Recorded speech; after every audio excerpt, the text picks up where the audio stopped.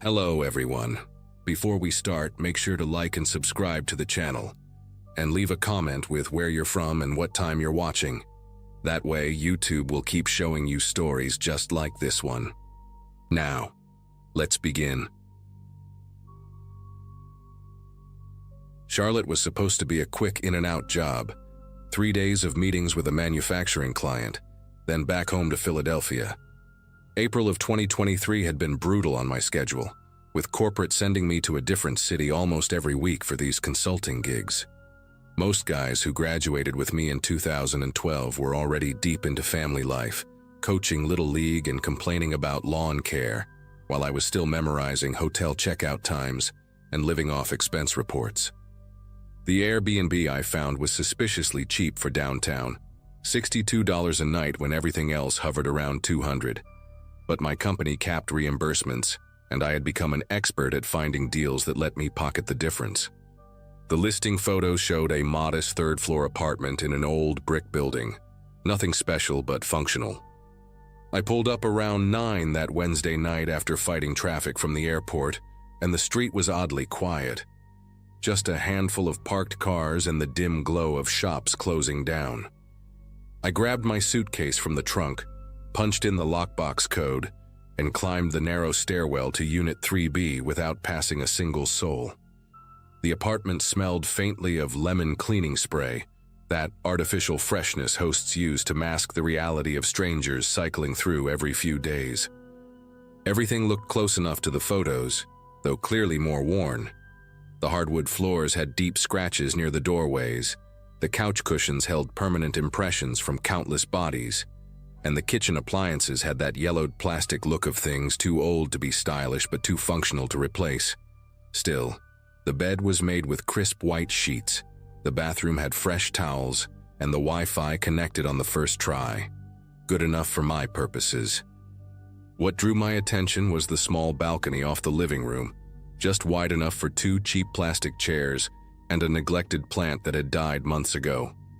I stepped outside to get some air after unpacking, and that is when I noticed the view. Directly across the street, maybe 40 feet away, sat an upscale jewelry store with tasteful window displays and security lights that cast a warm glow on cases full of watches and diamonds. Pretty spot for a cigarette if I still smoked, I thought.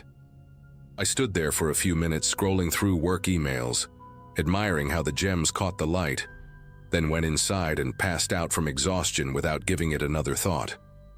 Thursday came and went in a blur of conference rooms and handshakes. The client was demanding but reasonable, and by 6 in the evening I had wrapped up most of the critical discussions. I stopped at a Thai place a few blocks from the apartment, ate alone at the bar while watching a basketball game I did not care about, and made it back to the Airbnb around 8:30. The building was quiet again, and I passed an elderly woman on the second-floor landing who nodded politely but said nothing. Once inside, I kicked off my shoes, loosened my tie, and decided to enjoy the balcony for a bit before diving into the report I needed to finish. The evening air was cool and pleasant, that perfect spring temperature where you do not need a jacket but appreciate long sleeves. I leaned against the railing, looking down at the street, watching a couple walk by holding hands, when something caught my eye. A small black shape tucked underneath the metal railing, almost invisible, unless you were standing at that exact angle. At first I thought it was a piece of electrical tape or some weatherproofing material, but when I crouched down to look closer, my throat tightened. It was a camera, compact and deliberately concealed, its tiny lens pointed directly at the jewelry store across the street. I stayed crouched there for what felt like a full minute, just staring at this thing that should not exist. The camera was professional looking, matte black housing with no visible brand markings, mounted with industrial adhesive and angled with precision. This was not some random security measure a paranoid landlord might install. It was pointed outward, not at the apartment entrance or the balcony itself. Someone had placed it there specifically to watch that jewelry store, and they had done it carefully enough that a casual guest would never notice. I stood up slowly, my mind racing through possibilities. Maybe the Airbnb host was some kind of private investigator? Maybe the police had set up surveillance and forgotten to remove it? Neither explanation made sense, but I desperately wanted one of them to be true. I pulled out my phone and took a few pictures of the camera from different angles, some instinct telling me I might need documentation later. Then I stepped back inside the apartment and locked the balcony door, suddenly very aware of how exposed those large windows made me feel. The jewelry store gleamed across the street, beautiful and oblivious, and I wondered what exactly I had stumbled into. I tried to convince myself I was overreacting. Maybe the previous tenant was a photography enthusiast who liked capturing street scenes. Maybe it was an old security setup the host forgot to mention. I paced around the living room for a few minutes, then decided I needed a glass of water to calm my nerves. The kitchen was small and cramped, just a narrow galley with barely enough counter space to prepare a sandwich. I opened the cabinet above the sink looking for a clean glass, found one, filled it from the tap. My hands were not steady. As I turned to set the glass down, I noticed one of the drawers beneath the counter was slightly ajar, maybe half an inch open.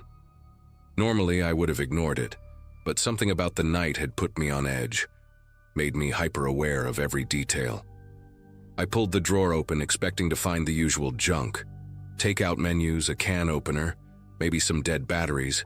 Instead, I found a folded city map, the kind you pick up for free at gas stations, worn at the creases like it had been opened and closed dozens of times. Beneath it sat a small spiral notebook with a black cover, the type students use for class notes. I should have closed that drawer and walked away. I should have minded my own business and gone to bed.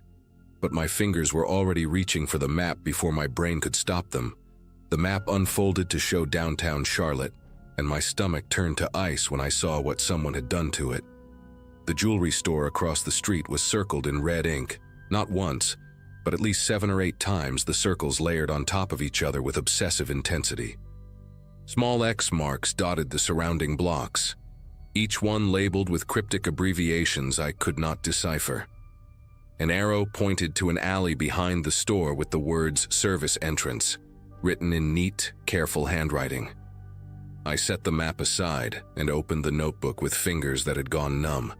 The first few pages contained what looked like a schedule, names I did not recognize paired with times and days of the week. Carla opens Mon Wed Fry, arrives 8:45, disarms 8:52.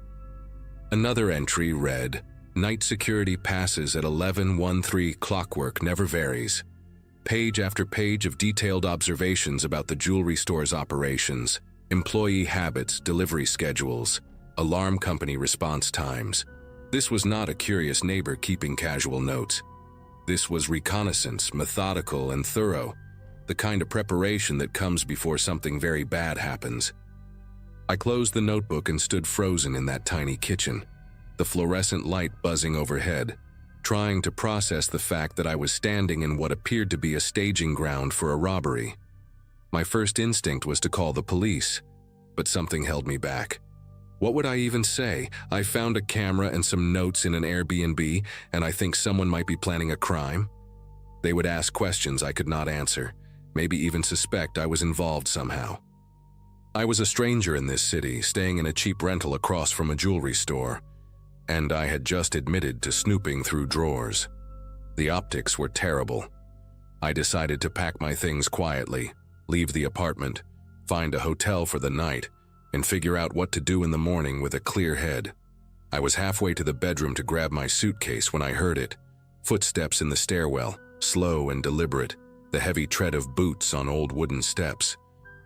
The building had been silent all evening, and these footsteps were not the casual pace of someone coming home after a long day. They were measured, purposeful, and they stopped on the 3rd floor landing. I stood perfectly still in the middle of the living room, holding my breath, listening. Voices now, low and muffled, at least 2 different people speaking in hushed tones right outside my door. I could not make out the words, but the rhythm was unmistakable. This was a conversation, not a greeting between neighbors passing in the hall. I moved toward the door as quietly as I could manage, stepping on the edges of the floorboards where they were less likely to creak. The apartment had one of those old doors with a brass peephole, cloudy with age but still functional. I pressed my eye against it and felt my entire body go rigid. 3 men stood in the narrow hallway, clustered close together like they were trying not to be overheard. The one closest to my door was tall and broad-shouldered, wearing a dark jacket and watching the stairwell like he expected someone else to appear. The second man was shorter, wiry, with a shaved head that gleamed under the dim hallway light. The third stood slightly apart from the others, older than them by at least a decade, with gray at his temples and the calm, patient expression of someone who had done this kind of thing before. The tall one leaned in close to the older man and said something I could not hear. The older man shook his head slowly, then replied in a voice just loud enough to reach me through the thin door. "Check if the renter saw the setup. If he touched the materials, we handle it tonight." The shaved-head man reached for my doorknob, and I watched in horror as it began to turn. The deadbolt held. I had locked it out of habit when I came in, the way you do in unfamiliar places without even thinking. The knob twisted left, then right, then stopped. A pause. Someone muttered something about keys, and I heard the older man say, "Bobby has the spare. He is on his way up." I had seconds, maybe a minute at most. My mind went blank with panic, then snapped into survival mode with a clarity I did not know I possessed. The balcony. It was my only option. I moved fast but tried to stay silent, grabbing my phone and wallet from the kitchen counter, leaving everything else behind. The bedroom had a window that faced the same direction as the balcony, and I remembered seeing a fire escape during my brief exploration of the apartment. I slipped into the bedroom and eased the window open, wincing at the soft scrape of wood against wood. The fire escape was there, old and rusted but solid enough, dropping down to a narrow alley between buildings. Behind me, I heard new footsteps on the landing.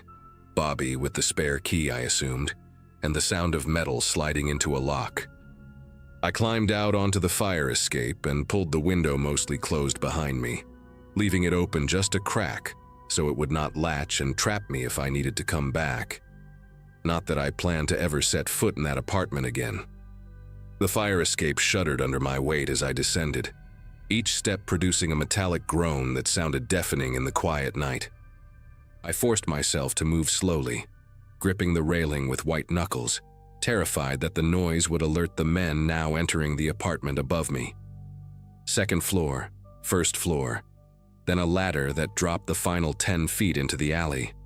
I hung from the bottom rung and let go, landing hard on concrete and feeling the impact shoot through my ankles. The alley was dark and narrow, lined with dumpsters and the back entrances of businesses that had closed hours ago. I could hear muffled sounds from above, footsteps moving through the apartment, a door slamming, someone shouting something I could not make out. They had discovered I was gone. I ran. Not jogged, not walked quickly, but ran with everything I had toward the strip of light at the end of the alley where it opened onto a main street. My dress shoes slapped against wet pavement, my lungs burned, and I did not look back once. I burst onto the sidewalk and nearly collided with a woman walking her dog, who gave me a startled look as I mumbled an apology and kept moving. 2 blocks later, I found a busy sports bar with a crowd of people visible through the windows, and I pushed through the door like a drowning man reaching for a life raft. I found a booth in the back corner, slid in with my back against the wall, and tried to steady my breathing while a waitress asked if I wanted anything. I ordered a beer. I had no intention of drinking, just to have a reason to stay. My hands were trembling so badly I could barely unlock my phone, but I managed to pull up the photos I had taken of the camera on the balcony. Evidence. I had evidence. I called 911 and told the dispatcher everything: the hidden camera, the map with the jewelry store circled, the notebook full of schedules, the 3 men who had come to the apartment, what I heard them say through the door. The dispatcher kept me on the line while she sent units to the building, asking me to describe everything again. Slower this time. 20 minutes later, 2 officers found me at the bar and escorted me to their cruiser. They drove me back to the block where the Airbnb was located, but we did not go inside.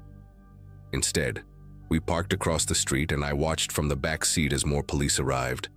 Then detectives in unmarked cars, Then a van I later learned belonged to a task force that had been investigating a string of high-end jewelry heists across 3 states. The officers asked me questions for over an hour, taking notes, recording my statement, examining the photos on my phone. One of them told me I was lucky, that these guys were professionals, that people who stumbled onto operations like this usually did not get the chance to run. The investigation took months to unfold, but I only learned the details much later through news reports and a single follow-up call from a detective named Reyes. The apartment had been rented under a fake identity, paid for with prepaid cards that were nearly impossible to trace. The 3 men I saw were part of a crew responsible for at least 4 other robberies, all targeting high-end jewelry stores in mid-sized cities across the Southeast. They would rent apartments with good sightlines, spend weeks documenting patterns and security protocols, then execute precise smash-and-grab operations that lasted under 3 minutes. The night I fled, they had apparently been there to retrieve their surveillance equipment and finalize their plan. The robbery was scheduled for that weekend. My accidental discovery forced them to abandon the job and scatter. 2 of them were arrested 6 weeks later during a traffic stop in Tennessee. The 3rd disappeared and remains at large as far as I know. I never went back for my suitcase or the clothes I left behind. The Airbnb listing vanished from the site within days, and I never received a response from the host when I tried to contact them.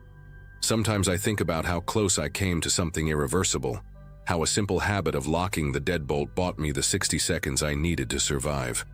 I still travel for work, still book cheap rentals in unfamiliar cities, but now I check every drawer, every corner, every angle of every room before I unpack.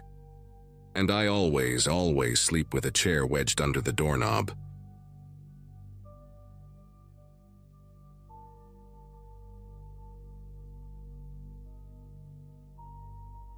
October 2022 had been rough on me in ways I still struggle to articulate. A layoff from the marketing firm where I had worked since graduating college in 2017, followed by the kind of breakup that leaves you staring at your ceiling at 3 in the morning, wondering where exactly everything went wrong. At 26, I found myself with a severance check, an empty apartment that still smelled like my ex-boyfriend's cologne, and an overwhelming need to be anywhere else. My friend Kelsey had been living in Portland for about 2 years, and she kept texting me that I should come visit, that a change of scenery would do me good. So I booked an Airbnb, an upstairs unit in a duplex on Birchwood Road, and decided to drive down from Seattle for a long weekend. The listing looked perfect in that carefully curated way rentals always do online. Exposed brick, a clawfoot bathtub, morning light streaming through tall windows.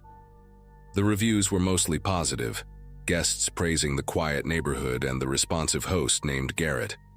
I packed a duffel bag and left on a Friday afternoon, hoping that a few days away might help me figure out what came next. I arrived at the duplex around 4 in the afternoon, and the place looked even better than the photos. It was an old Victorian painted sage green with white trim, sitting on a tree-lined street where the oaks were just beginning to show their autumn colors. The neighborhood had that established, peaceful quality. People walking dogs, kids riding bikes in driveways, the kind of scene that makes you feel safe without thinking about it. I grabbed my bag from the trunk of my Subaru and walked toward the side entrance that led up to my unit, following the check-in instructions Garrett had sent. That was when the front door of the downstairs unit swung open with enough force to rattle the frame. A man stepped out onto the porch, late 50s, maybe early 60s, with thinning gray hair and hollow cheeks that made his eyes look too large for his face. He wore a flannel shirt buttoned wrong, one side hanging lower than the other, and his gaze fixed on me with an intensity that stopped me cold in the middle of the walkway. Before I could say hello or offer any kind of greeting, he jabbed a trembling finger toward my face and spoke in a voice thick with accusation. "You came back to finish what you started, didn't you?" I stood there for a moment, completely caught off guard, my duffel bag hanging awkwardly from my shoulder. My first instinct was to laugh, because surely this had to be some kind of mistake or maybe even a weird joke. "I'm sorry," I managed to say, keeping my voice light and friendly. "I think you might have me confused with someone else. I just got here. I'm renting the upstairs unit for the weekend." The man's expression didn't soften. If anything, his eyes narrowed further, scanning my face like he was searching for something hidden beneath the surface.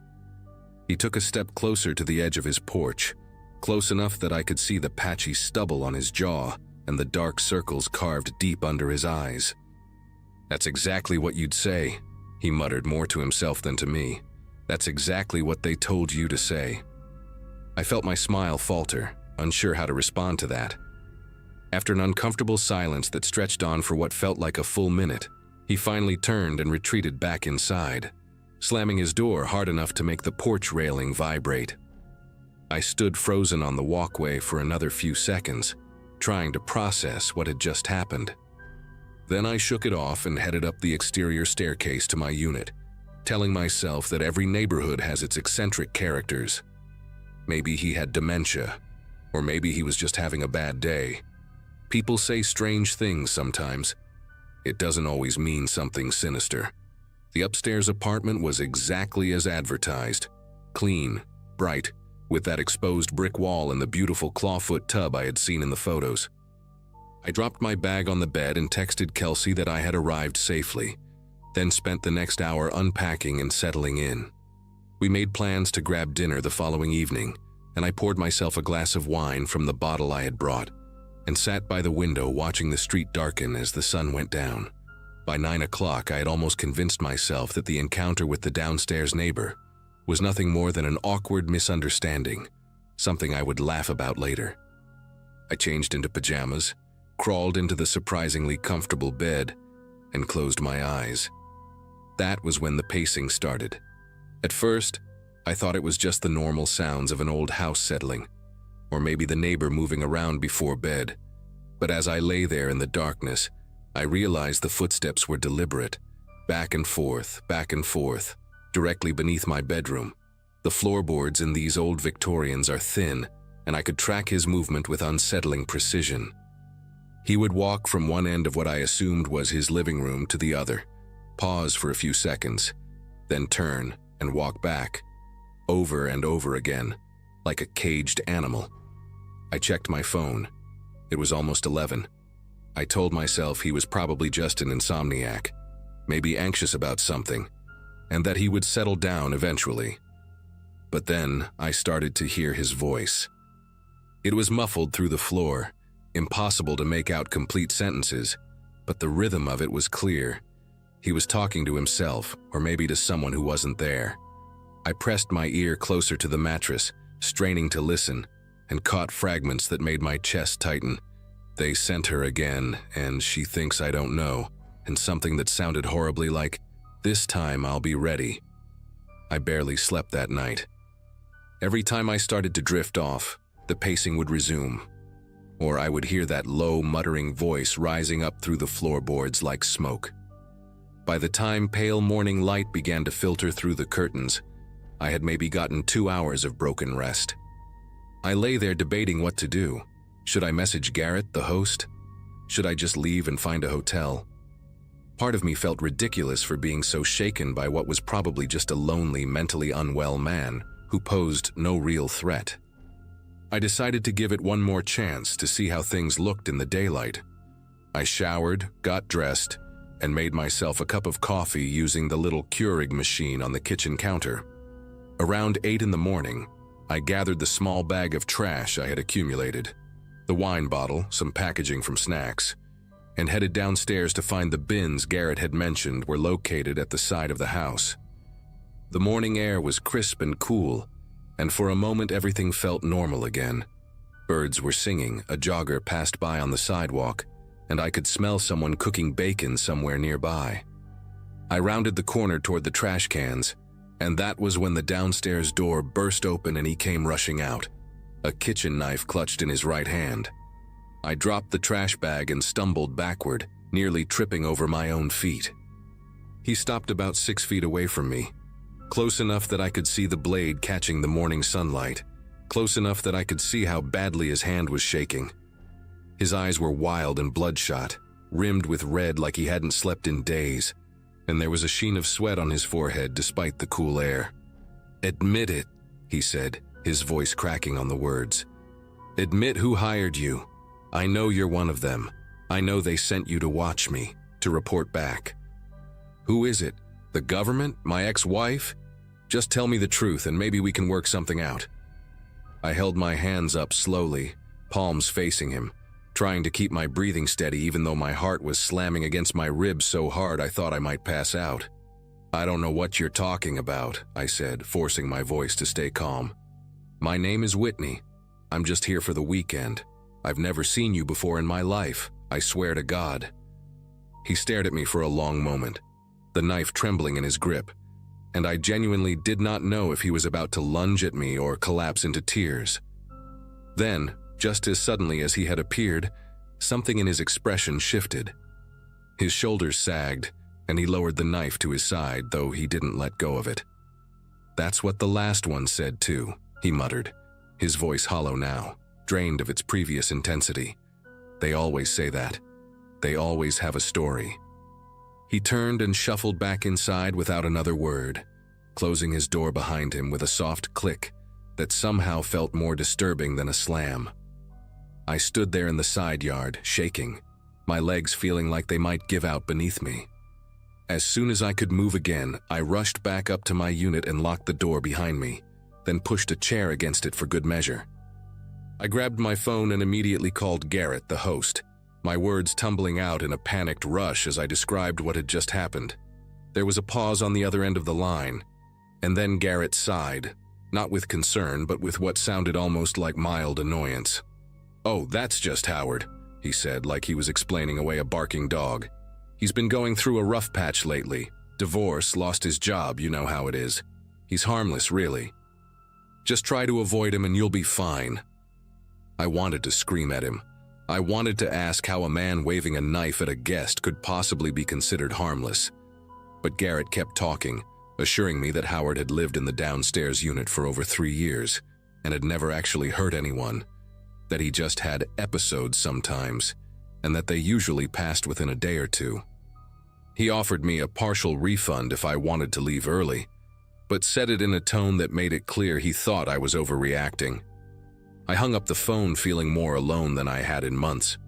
Kelsey was at work and couldn't come get me until the evening, and the thought of walking back to my car, which was parked on the street right in Howard's line of sight, filled me with dread. So I stayed inside, double-checking that every window was locked, keeping the chair wedged against the door.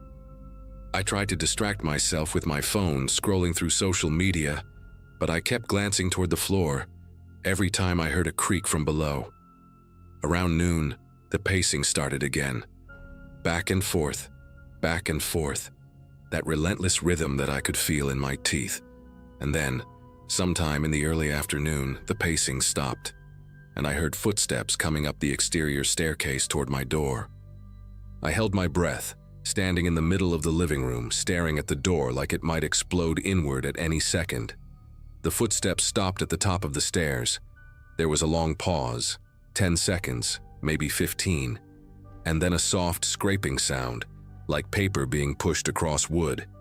I watched as a folded piece of notebook paper slid beneath the gap at the bottom of the door, coming to rest on the hardwood floor about 2 feet in front of me. The footsteps retreated back down the stairs, slow and deliberate, and I heard Howard's door open and close. I didn't move for at least a full minute. When I finally worked up the courage to pick up the note, my fingers felt numb and clumsy, like they belonged to someone else. The handwriting was jagged and uneven, pressed so hard into the paper that it had torn through in places. It read, "I know you're here to take me. I won't go quietly. I've prepared. Tell whoever sent you that I'm ready this time. I won't let it happen again." I read it 3 times, trying to make sense of it, trying to convince myself that this was just the ramblings of a sick man and not a genuine threat. But the words "I've prepared" kept echoing in my head, and I thought about that knife in his hand and I knew I had to get out of there. I started shoving my clothes back into my duffel bag, not bothering to fold anything, just cramming it all in as fast as I could.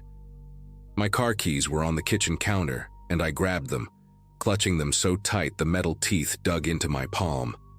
I called Kelsey while I packed, and she picked up on the second ring. "I need you to stay on the phone with me," I said, my voice coming out shakier than I wanted. "I'm leaving right now and I need someone to know what's happening in case something goes wrong." She asked me what was going on, and I gave her the short version: crazy neighbor, knife, threatening note, and she told me to call the police. I told her I just wanted to get out first, that I could call them from the road, that I didn't want to wait around for them to show up while Howard was downstairs doing God knows what. I zipped up my bag, slung it over my shoulder, and moved the chair away from the door. My plan was simple: get down the stairs as fast as possible, sprint to my car, and drive away without looking back. I took a deep breath, unlocked the deadbolt, and pulled the door open. That was when I heard the downstairs door slam open with a bang that echoed through the whole building. Heavy footsteps pounded up the wooden staircase, fast and furious, shaking the entire structure with each step. I didn't think, I just reacted. I slammed my door shut and threw the deadbolt, then shoved the chair back against it with all my strength. Kelsey was screaming my name through the phone, asking what was happening, and I couldn't even answer her because the footsteps had reached the top of the stairs, and now someone was pounding on my door so hard the hinges were rattling. "I know what you're doing." Howard's voice tore through the wood, raw and ragged and completely unhinged. "You're not taking me. You hear me? I won't let you take me like you took the others." I backed away from the door until I hit the far wall, my phone pressed to my ear, and I finally managed to choke out the words, "Call 911, Kelsey. Call them right now." The pounding continued, rhythmic and relentless, and I could see the door frame starting to splinter where the deadbolt met the wood. I looked around desperately for another way out, and that was when I remembered the window, the one that opened onto a small section of roof over the back porch. I ran to it, shoved it open, and climbed out onto the slanted shingles just as I heard the door finally give way behind me. The roof was steeper than it looked, and the shingles were slick with morning dew. I half crawled, half slid toward the edge, my duffel bag still somehow hanging from my shoulder, my phone clutched in my other hand. Behind me, I could hear Howard crashing through the apartment, knocking things over, screaming about conspiracies and surveillance and people coming to take him away. I reached the edge of the roof and looked down. It was maybe a 10-foot drop to the grass below, maybe less. I didn't let myself think about it. I tossed my bag down first, then lowered myself over the edge, hung by my fingertips for a second, and let go. I hit the ground hard, pain shooting through my ankles, but I was up and running before I even registered it. I sprinted around the side of the house toward my car, fumbling with my keys, not daring to look back. I could hear Howard somewhere behind me now, his voice carrying through the morning air, still ranting about them and the network and how he wouldn't be taken alive. I reached my Subaru, ripped the door open, threw myself inside and locked it. My hands were trembling so badly it took me 3 tries to get the key in the ignition. When the engine finally roared to life, I peeled away from the curb without even checking for traffic, and I didn't stop driving until I was 3 miles away, parked in the lot of a grocery store, sobbing so hard I could barely breathe.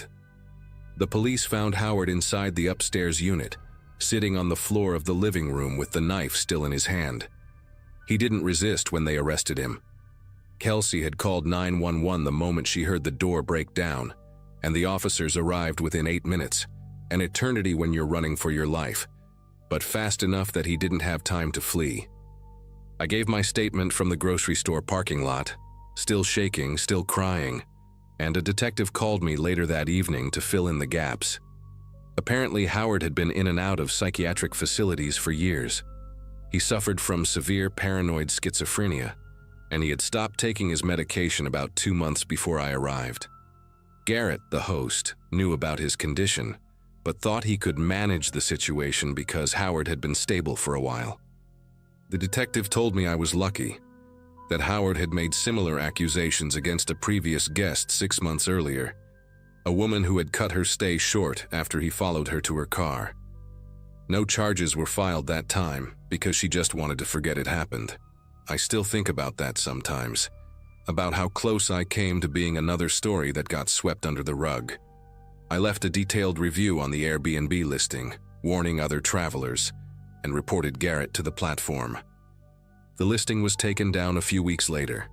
I never went back to Portland, and even now, 2 years later, I still check the locks twice before bed. I still flinch when I hear footsteps on stairs. Some fears, once they find you, never really let go.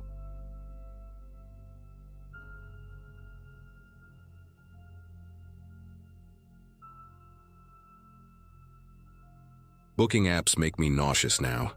Not exaggerating, I mean physically sick. Friends ask me to join them on trips, and I make up excuses because I cannot explain what happened in April 2018 without sounding paranoid or crazy.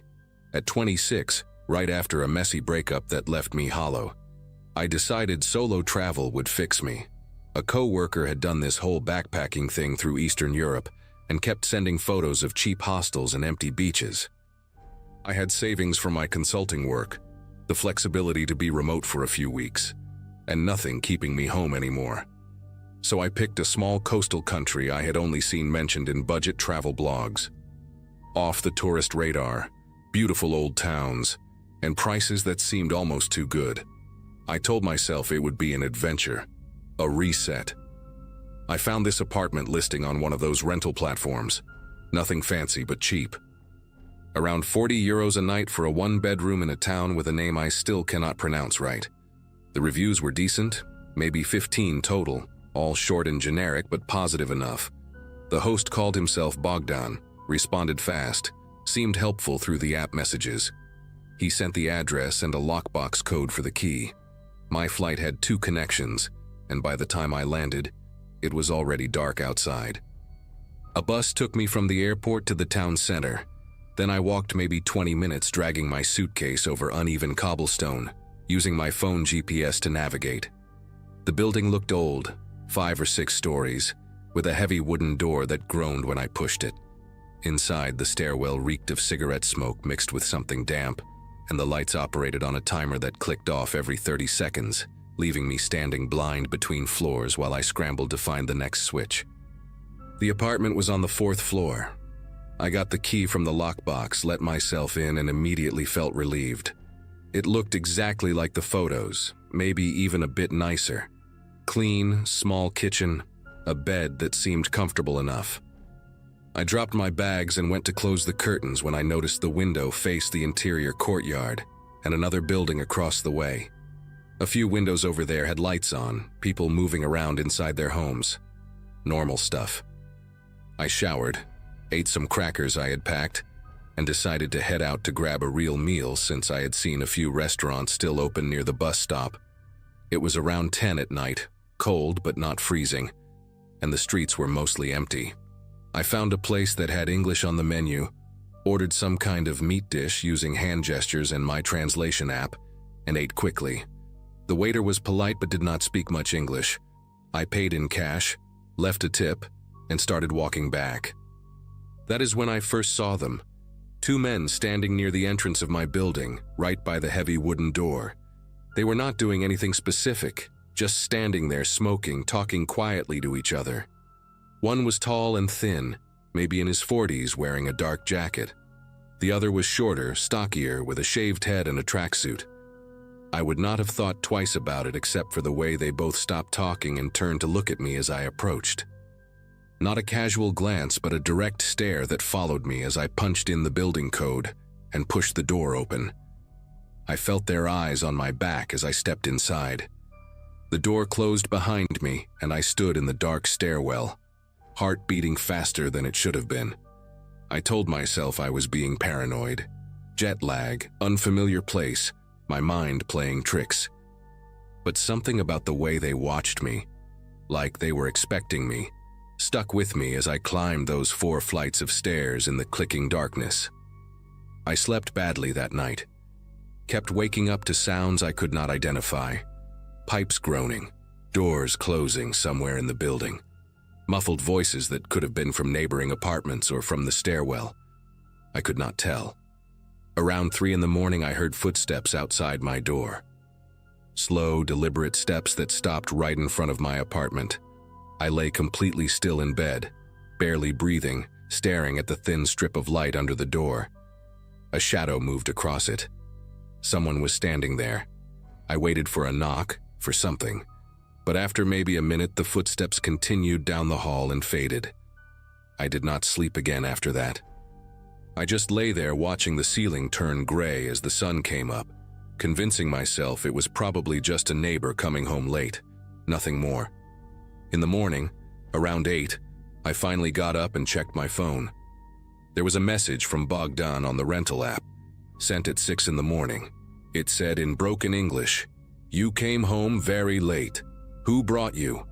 I read it 3 times trying to understand what he meant. How did he know what time I came back? The apartment had no cameras that I could see. I had checked when I arrived. And what did he mean? Who brought me? I came back alone. I typed a reply asking what he meant, trying to keep it casual, saying I just went out for dinner and came back around 10:30. He read the message immediately but did not respond. I sat on the edge of the bed holding my phone, and that uneasy feeling from the night before came flooding back. Someone was watching me. Either Bogdan himself or someone reporting to him. The 2 men outside, maybe. I walked to the window and looked down at the courtyard, half expecting to see them staring up at me, but it was empty. I decided to go out and clear my head, maybe find a cafe with Wi-Fi and do some research on the area. But when I went to open the front door, I noticed something that made me stop cold. The lock, this old brass thing with a deadbolt, had scratches around the keyhole that I was certain were not there before. Fresh scratches, bright metal showing through the darker patina, and the door frame near the latch had a small dent, like someone had tried to pry it open with a flathead screwdriver or something similar. I crouched down and looked closer. The wood was splintered slightly, tiny pieces on the floor that I must have stepped over when I came in last night without noticing. Someone had tried to force their way into the apartment. While I was inside, while I was sleeping, my mind raced through possibilities. Maybe it happened before I arrived, but the scratches looked fresh. Maybe I was wrong about them not being there, but I had examined the lock when I first got the key, checking that it worked properly. Those marks were new. I grabbed my passport, my wallet, and my phone, shoved them in my jacket, and left the apartment. I needed to report this to someone, anyone official. I used my translation app to figure out where the nearest police station was, about a 15-minute walk toward the center of town. The morning was bright, and the streets had more people now, locals going about their business, and I started to feel a bit calmer. Maybe I was overreacting. Maybe Bogdan had sent someone to check on the apartment and they had trouble with the lock. There had to be an explanation. The police station was a small building with a faded sign I could not read, and inside there was a front desk with a woman in uniform who looked up at me with zero expression. I tried to explain in English what happened, showing her photos I had taken of the lock and the door frame. She called over a male officer who spoke a little English, and I went through it all again. The scratches, the message from the host, the men watching me. He listened, nodded, then exchanged a look with the woman that I did not like at all. The officer told me I probably misunderstood the situation, that old buildings have old locks and scratches are normal, that the host was probably just being friendly, checking on his guest. He suggested maybe I was tired from traveling and seeing things that were not there. His tone was not rude exactly, but dismissive in a way that felt deliberate, like he was reading from a script. I asked if they could at least send someone to look at the door, to document the damage. He said they were very busy, that this was not a priority matter, that I should talk to my host about getting the lock fixed. The woman behind the desk had gone back to her paperwork and was not even looking at me anymore. I stood there for a moment not knowing what else to say. I thanked them, which felt stupid, and walked out. The sun was still bright, but the streets did not feel safe anymore. I had this growing certainty that I was completely alone in whatever was happening, that no one was going to help me, and that going back to that apartment was a terrible idea. But my stuff was there. My laptop, my clothes, my charger. I could not just leave everything behind. I stopped at a small grocery store and bought water and some food, enough for a day, thinking maybe I could just stay inside and book a bus or train out of there for the next morning. I would eat the cost of the remaining nights. I did not care. When I got back to the building, I checked the entrance carefully before going in. No one around. I climbed the stairs fast, got inside the apartment, and locked the door behind me. Deadbolt, chain, everything. I pushed a chair against the door too, which felt paranoid but also necessary. Then I sat on the bed and started searching for transportation out of town. The Wi-Fi was slow and kept cutting out, and the booking sites were confusing, half in the local language even when I switched to English. I finally found a bus leaving at 7 the next morning, about 10 hours away, and booked a ticket. I just had to make it through one more night. That was all. One more night and I would be gone. I messaged Bogdan saying I had a family emergency and needed to leave early, hoping that would explain my sudden departure without raising suspicion. He read it, but again did not reply. Around 4 in the afternoon, someone knocked on the door. 3 firm knocks, official sounding. I stayed quiet, not moving from the bed. Then a voice, a man speaking in accented English. He said he was police, that he needed to verify my documents, routine check for foreign visitors. My first thought was relief. Maybe the station had sent someone after all. But then I remembered the officer saying they were too busy, that it was not a priority. I got up slowly and looked through the peephole. A man in a dark uniform stood in the hallway, but something was wrong. The uniform did not look like what the officers at the station were wearing. Different color, no visible badge. He knocked again and repeated himself, saying he needed my passport for verification, that it would only take a minute. I asked him to slide his identification under the door. There was a pause. Then he said it was not necessary, that I should just open the door and this would be quick. His tone had changed, harder now, impatient. I told him I would call the station to confirm. Another pause, longer this time. Then footsteps, walking away. I watched through the peephole until he disappeared down the stairs. My hands were trembling as I grabbed my phone and tried to find the number for the police station. But when I finally got through, the woman who answered did not understand my English, and I could not make the translation app work fast enough. I gave up after a few minutes of useless back and forth. An hour later, maybe a bit more, I got a message from Bogdan. This time he wrote that I owed additional fees, something about local tourist taxes that were not included in the original booking. He said it was 200 euros and that someone would come to collect it this evening. I knew it was fake. I had researched the area before booking and there were no such fees, nothing like that amount anyway. I typed back saying I had already paid everything through the app and would not be paying anything else. He responded immediately this time. Just one line. Better you pay. Easier for everyone. I stared at those words for a long time. It was not a suggestion. It was a threat.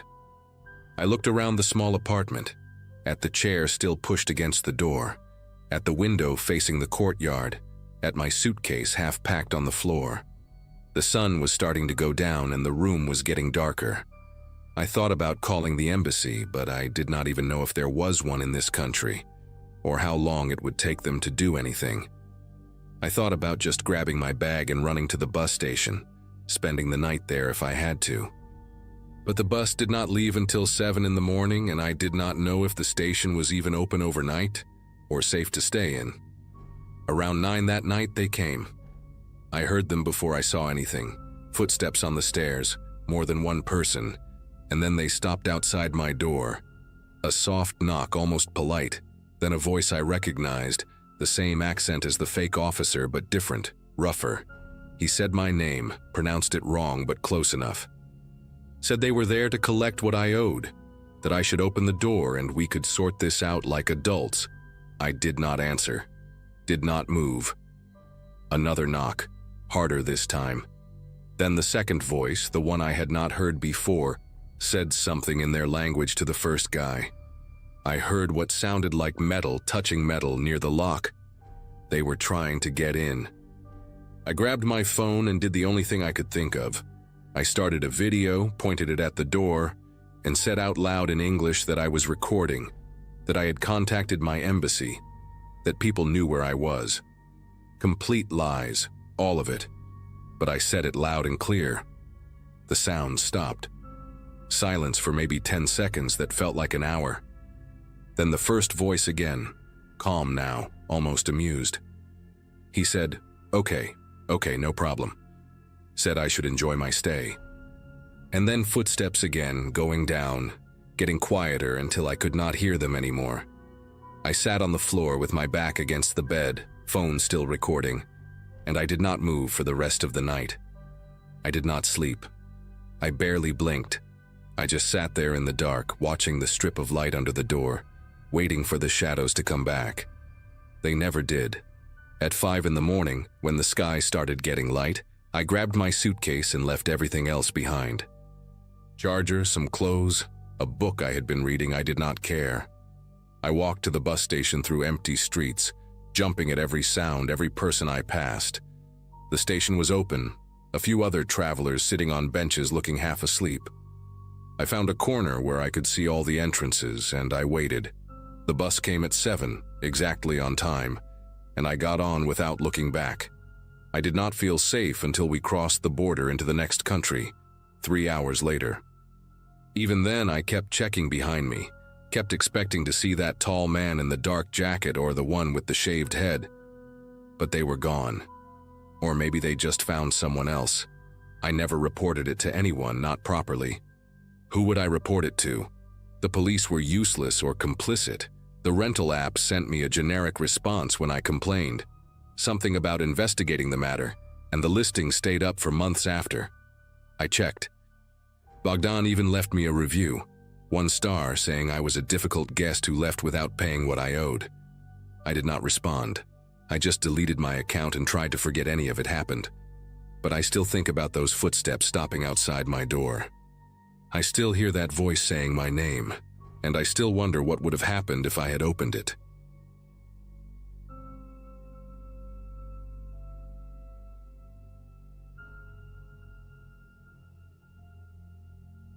Renting out my basement seemed like the smartest financial decision after my divorce finalized in early 2023.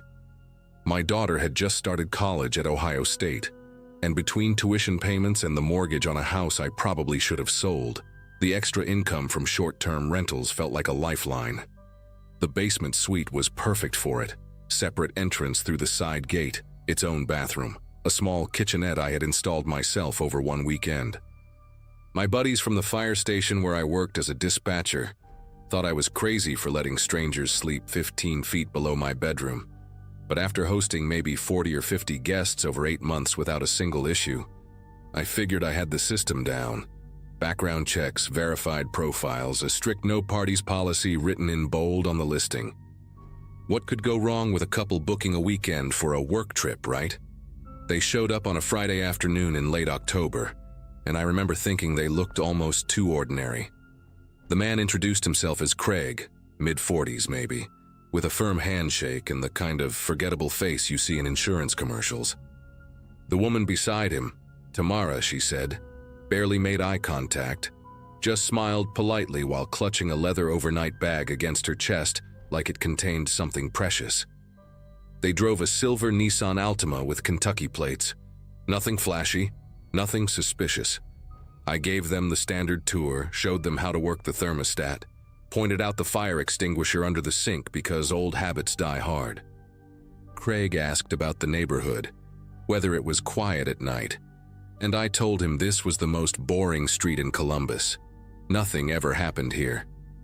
He laughed at that, this short little chuckle that seemed genuine enough at the time. I handed over the keys and told them to enjoy their stay, then went upstairs to heat up leftover pasta and watch the Buckeyes lose another game. If I had paid closer attention to the way Tamara kept glancing at the windows, measuring them with her eyes, maybe I would have seen what was coming. Friday night passed without incident. I heard them moving around down there, normal sounds, footsteps, the TV mumbling through the floorboards, water running through the pipes.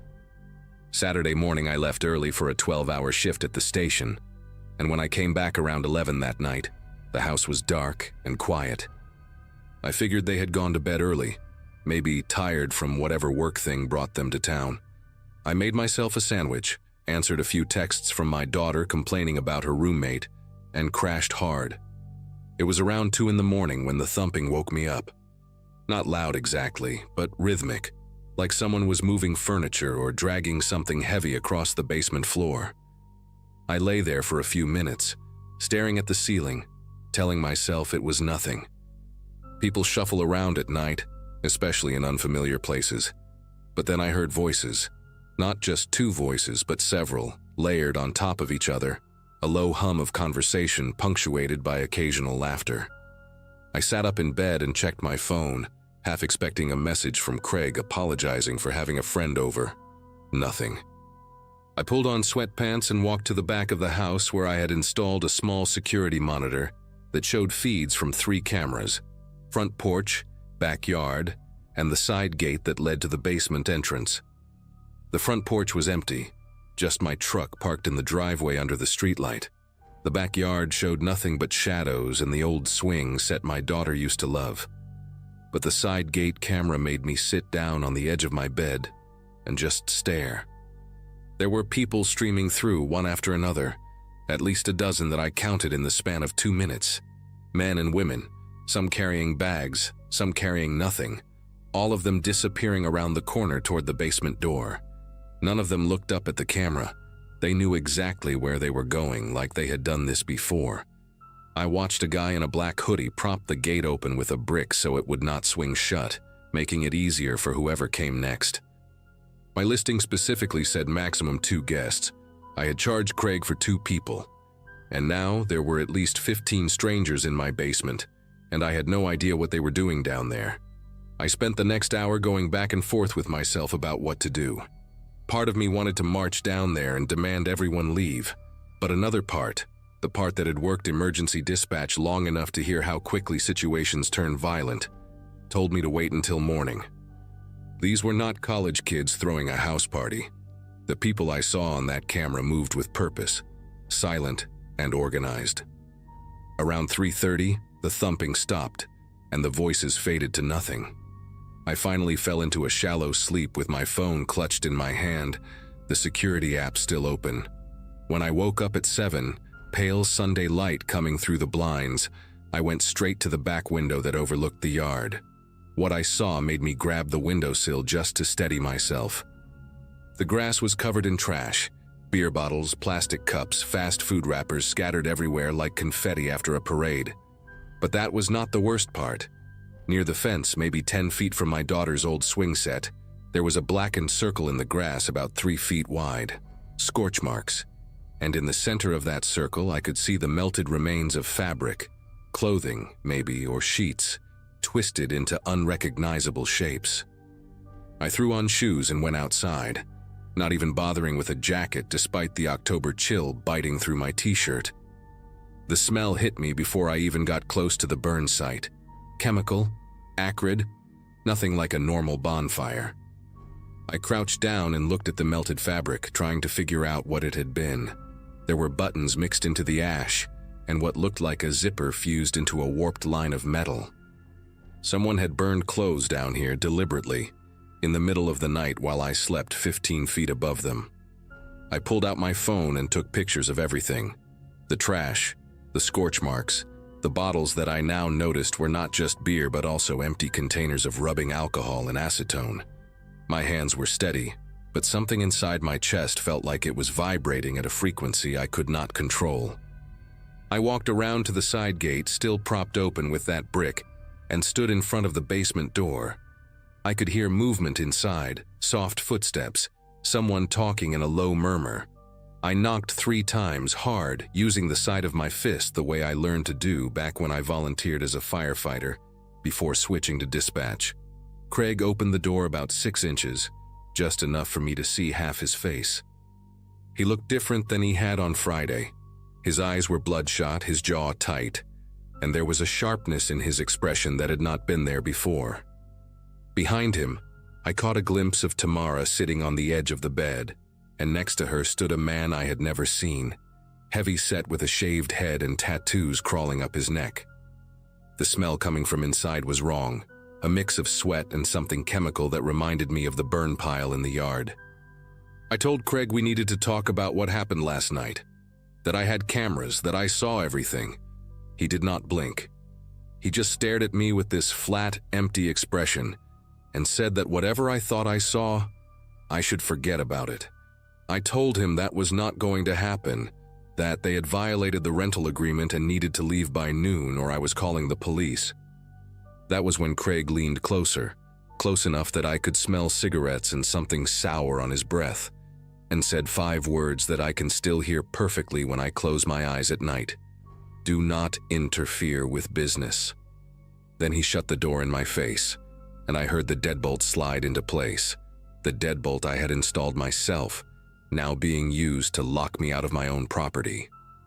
I went back upstairs and called the police non-emergency line, figuring this was a civil matter, an eviction situation at worst. The officer who showed up 40 minutes later was young, maybe mid-20s, with the kind of polite disinterest that told me he had already decided this was not worth his time. I showed him the pictures on my phone, walked him around to see the burn site and the trash, explained about the cameras and the crowd of people I had seen entering in the middle of the night. He nodded along, took a few notes, then knocked on the basement door himself. Craig answered with a completely different demeanor, friendly, apologetic, laughing about how they had invited a few friends over and things got a little out of hand. He called it a party dispute, a misunderstanding between neighbors, said they would clean up the yard and be out by checkout time tomorrow. The officer looked at me like I was the one causing problems. He told me that since they had a valid rental agreement through Monday morning, there was not much he could do unless I had evidence of a crime. I mentioned the chemical containers, the burned clothes, but without proof of what exactly was burned or why. It was just speculation. The officer left his card and told me to call if things escalated, but his tone made it clear he did not expect to hear from me again. I spent the rest of Sunday afternoon in my living room, watching the security feeds on my laptop with the blinds drawn. The basement stayed quiet for most of the day, but I noticed Craig and the bald man leave around 4 in the afternoon, climbing into a white cargo van that I had never seen before. Not the silver Altima they arrived in. They drove off and did not come back for hours. Tamara stayed behind, and through the thin walls I could hear her talking on the phone, her voice too muffled to make out words, but the tone urgent, almost frantic at times. I thought about calling my daughter just to hear a familiar voice, but what would I even say? That I rented my basement to criminals? That I was sitting in my own house feeling like a prisoner? Around 8 o'clock, after the sun had gone down and the street had fallen into that quiet Sunday stillness, I looked at the front porch camera and felt my throat tighten. There were 2 men standing at the bottom of my driveway, right where the concrete met the sidewalk. They were not moving, not talking to each other, just standing there with their hands in their jacket pockets, staring directly at the house. One of them was tall and thin, wearing a baseball cap pulled low. The other was shorter, stockier, with a beard that caught the orange glow from the streetlight. I had never seen either of them before in my life. I watched those 2 men for almost 20 minutes, waiting for them to do something, approach the house, leave, anything. But they just stood there, motionless, their eyes fixed on my front windows like they were waiting for a signal. I turned off all the lights inside, moving through my own home in the dark like an intruder, and positioned myself near the window where I could see them without being seen. The tall one pulled out his phone at some point, looked at the screen, then showed it to the other guy. They both glanced up at the house again, and I swear the shorter one smiled. Just a quick flash of teeth that disappeared as fast as it came. Then, as if they had received some invisible command, they both turned and walked away down the sidewalk, disappearing into the shadows between streetlights. I did not sleep that night. I sat in my recliner with a baseball bat across my lap, the same one my daughter used in Little League 15 years ago, and I watched every camera feed until my eyes burned. The white cargo van returned around midnight. I saw Craig and the bald man carry something inside the basement, something wrapped in black plastic that took both of them to lift. I told myself it could be anything: equipment, supplies, furniture. I told myself a lot of things that night that I did not believe.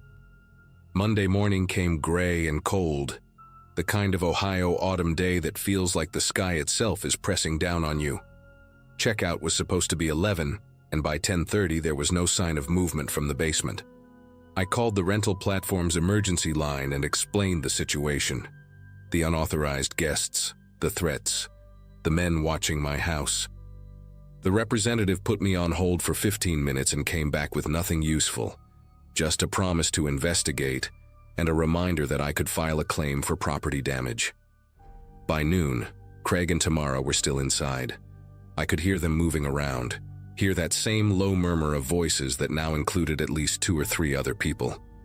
I made a decision then, probably stupid in hindsight, but I was running on no sleep and pure adrenaline. I grabbed my phone, hit record on the camera and used my master key to open the basement door. The smell hit me first, chemicals stronger than before, mixed with something organic and rotten underneath. The living area looked like a bomb had gone off. Mattresses on the floor, trash everywhere, bottles and cans and food containers piled in corners. But it was the back room, the small storage space I used to keep Christmas decorations, that made me stop breathing. There were plastic containers lined up against the wall, the kind you buy at hardware stores, with handwritten labels I could not read from where I stood.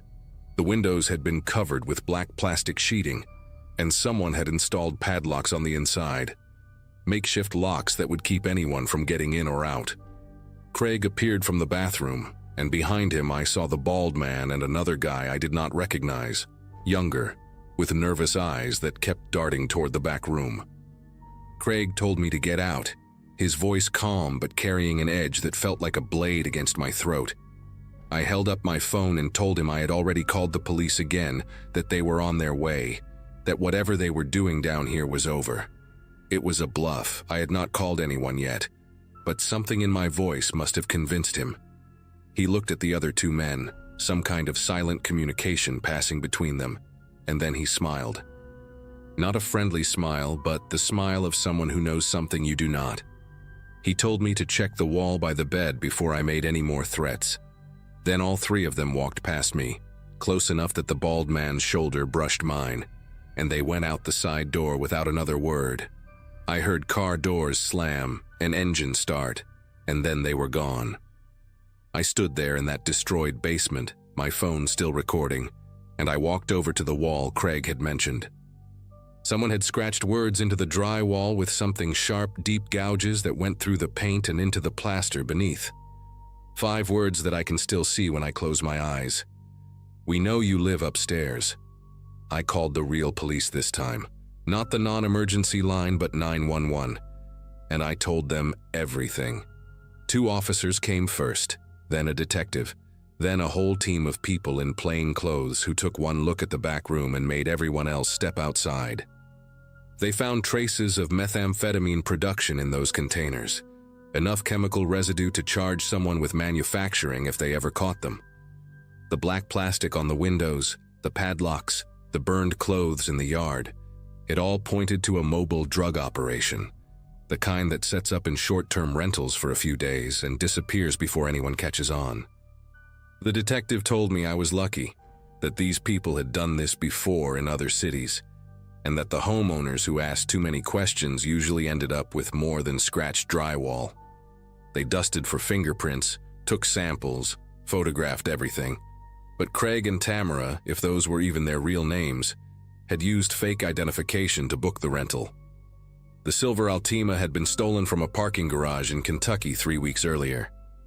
The white cargo van was found abandoned 2 days later at a rest stop near Indianapolis, wiped clean. Nobody was ever arrested. The case went cold within a month. I sold the house in February of 2024, took a loss on it just to get out fast. My daughter asked me why I was moving into an apartment when I'd always said I would die in that house, and I told her I just needed a change of scenery. I never told her about the message on the wall, about the men standing at the bottom of the driveway, about the nights I spent awake with a baseball bat waiting for footsteps that never came. Some things you carry alone because sharing them would only spread the weight to people you love. I still check behind me when I walk to my car at night. I still look at every silver Nissan on the highway and wonder. The new apartment has no basement, no extra rooms, no space for guests of any kind. Sometimes I wake up at 2 in the morning and lie there in the dark, listening for thumping through walls that do not exist, voices that are not there. The police told me those people probably forgot about me the moment they drove away, that I was just another mark, another temporary stop on whatever criminal highway they travel. Maybe that is true, but I remember the way Craig smiled before he left, the way he told me to check the wall like he was giving me a gift. They wanted me to find that message. They wanted me to know that even in my own home, I was never really alone. And some nights, when the apartment is too quiet and the shadows stretch too long, I still do not feel alone. And that is the part that keeps me awake.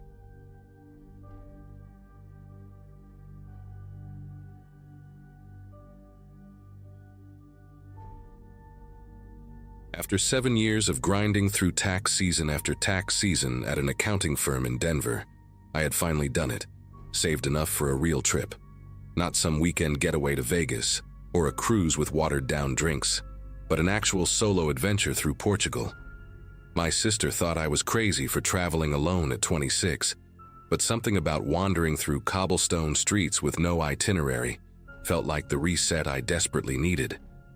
I landed in Lisbon on a Wednesday morning in late September 2024, jet-lagged but buzzing with that particular kind of excitement you only get when everything is unfamiliar. The plan was simple: spend 3 days in the capital, then head to Porto for another 4 before flying home. I had booked accommodations through Airbnb, choosing places that looked authentic rather than touristy. For Porto, I found what seemed like a steal: a private room inside a 19th century townhouse in the Ribeira district, hosted by a man named Gaspar who had dozens of 5-star reviews praising his hospitality and local recommendations. When I arrived at the address on that Sunday afternoon, the house exceeded my expectations in ways that made me giddy. It sat on a narrow street that wound up from the Douro River, its blue and white azulejo tiles gleaming in the autumn sun. Gaspar greeted me at the heavy wooden door with a warm handshake and a smile that crinkled the corners of his eyes. He was perhaps in his early 60s, with thick gray hair combed back, and a neatly trimmed beard that gave him an almost grandfatherly appearance. His English was broken but enthusiastic, peppered with Portuguese phrases he would then translate with exaggerated hand gestures. He insisted on carrying my suitcase up the creaking staircase, pointing out family photographs on the walls: his late wife, his daughter who lived in Brazil, his grandchildren he saw only on video calls. The room itself was charming: high ceilings with exposed wooden beams, a wrought iron bed covered in crisp white linens, and a window that overlooked a tiny courtyard filled with potted lemon trees. He handed me an ornate brass key and then, almost as an afterthought, mentioned he would keep a spare in the kitchen drawer, just for safety, in case I ever locked myself out. The first 2 days passed like a dream. I wandered through the Livraria Lello, ate francesinha at a tiny restaurant where the owner kissed my cheeks like I was family, and watched the sunset paint the Douro River in shades of copper and rose. Gaspar was attentive in a way I initially found endearing. He would ask about my plans each morning over coffee, recommending hidden gems and warning me about pickpockets near the train station.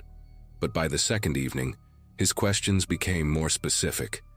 Where exactly was I going? What time would I return? Had I told anyone back home about staying here? I brushed it off as cultural difference, maybe even loneliness from an old man whose family lived an ocean away. When I mentioned I was meeting a group from my hostel in Lisbon for dinner, he frowned slightly and said it was dangerous for a woman to walk alone after dark. He offered to wait up for me, to make sure I got home safe. I thanked him, but declined, laughing nervously as I grabbed my jacket and headed out into the cool evening air. That night I came back earlier than expected, around 9:30 instead of 11, because one of the girls in the group had gotten food poisoning and everyone decided to call it an early night. The narrow street was quiet except for a television flickering blue through a neighbor's window. I unlocked the front door as quietly as I could, not wanting to disturb Gaspar if he had already gone to bed. But as I climbed the stairs, I heard footsteps above me, quick and shuffling, followed by the distinct creak of my bedroom door. My heart began pounding against my ribs as I reached the landing. There, standing in my doorway with my backpack clutched against his chest, was Gaspar. For a moment, neither of us moved. His expression shifted through several emotions: surprise, something that looked almost like fear, and then a smile that spread too slowly across his face. He explained, his voice overly casual, that he had noticed my window was not closing properly and wanted to check on it before the rain came. He set my backpack down on the bed, patted it twice like it was a sleeping pet, and wished me a good night before shuffling past me down the hallway.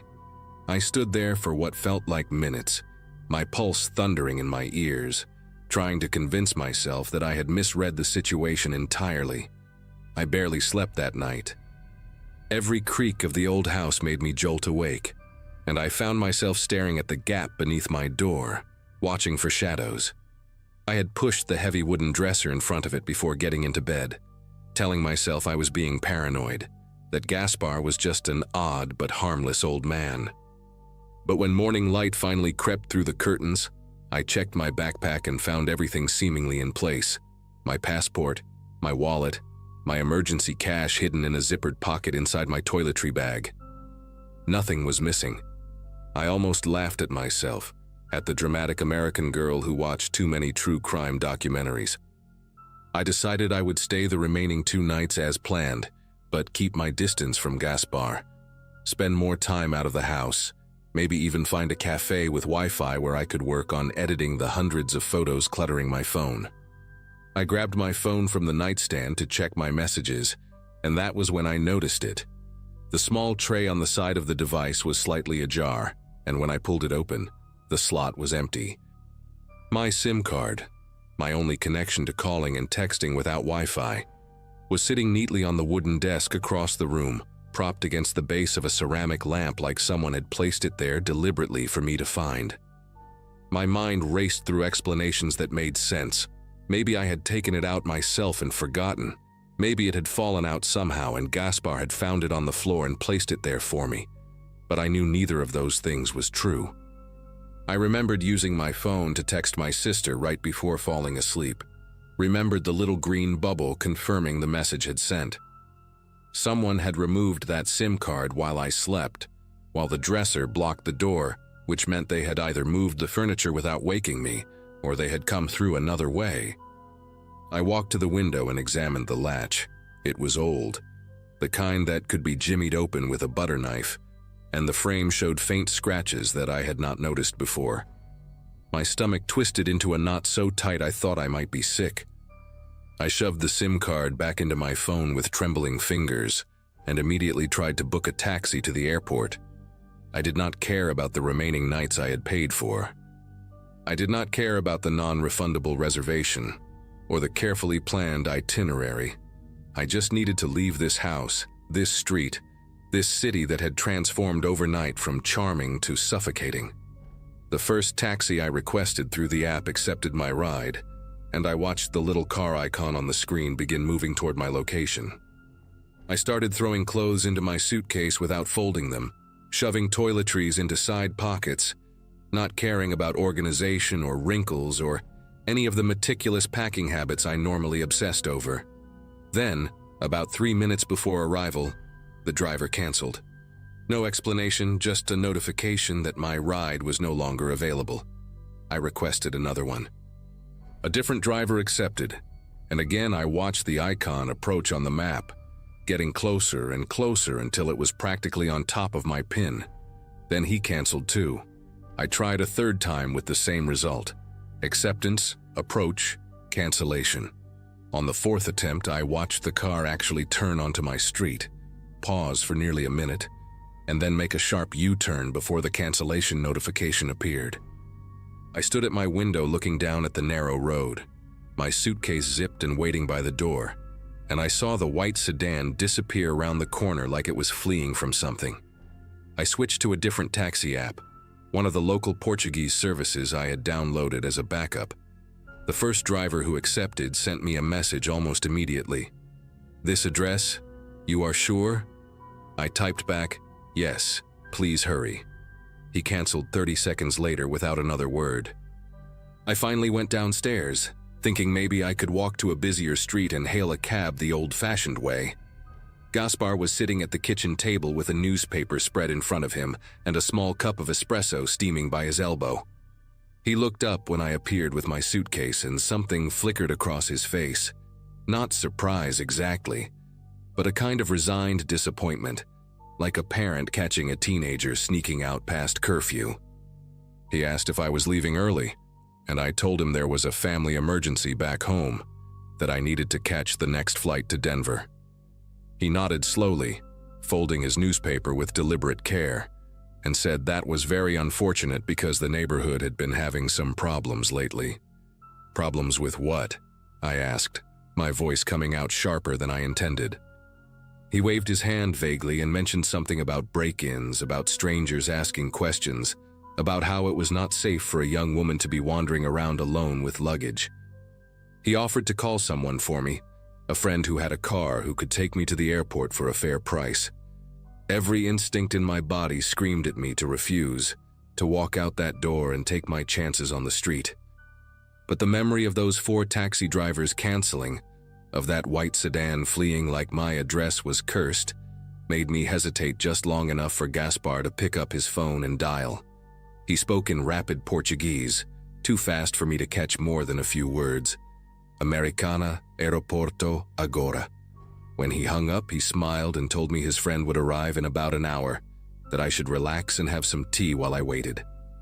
An hour felt like an eternity, but what choice did I have? I sat in the living room with my suitcase beside me like a loyal dog, declining the tea he offered 3 separate times. Gaspar settled into an armchair across from me and watched a football match on a small television mounted in the corner, though I noticed his eyes kept drifting toward me, toward the front door, toward the window facing the street. The afternoon light began to fade, and the hours stretched into 2. I asked about his friend, and he assured me he was coming, that Porto traffic was terrible, that I should be patient. By the time the sun dipped below the terracotta rooftops, I knew no one was coming to take me to the airport. I stood up and announced I was going to walk to the main road and find my own transportation. Gaspar rose from his chair faster than I would have thought possible for a man his age, positioning himself between me and the door, with his hands raised in a gesture that was probably meant to be calming, but felt like a wall. Outside, dogs had begun barking. Not just 1 or 2, but what sounded like every dog in the neighborhood, a chorus of frantic yelping that rose and fell in waves. I moved to the window and pulled back the lace curtain, and what I saw made my breath catch in my throat. 2 cars were parked on the narrow street below, both dark sedans with their engines running, exhaust puffing white in the cooling evening air. I could see silhouettes inside, 2 people in the front car, at least 3 in the back one. But their features were obscured by the fading light and the tinted windows. They were not moving, not getting out, just waiting. I turned to Gaspar and demanded to know who they were, what was happening, why I could not leave.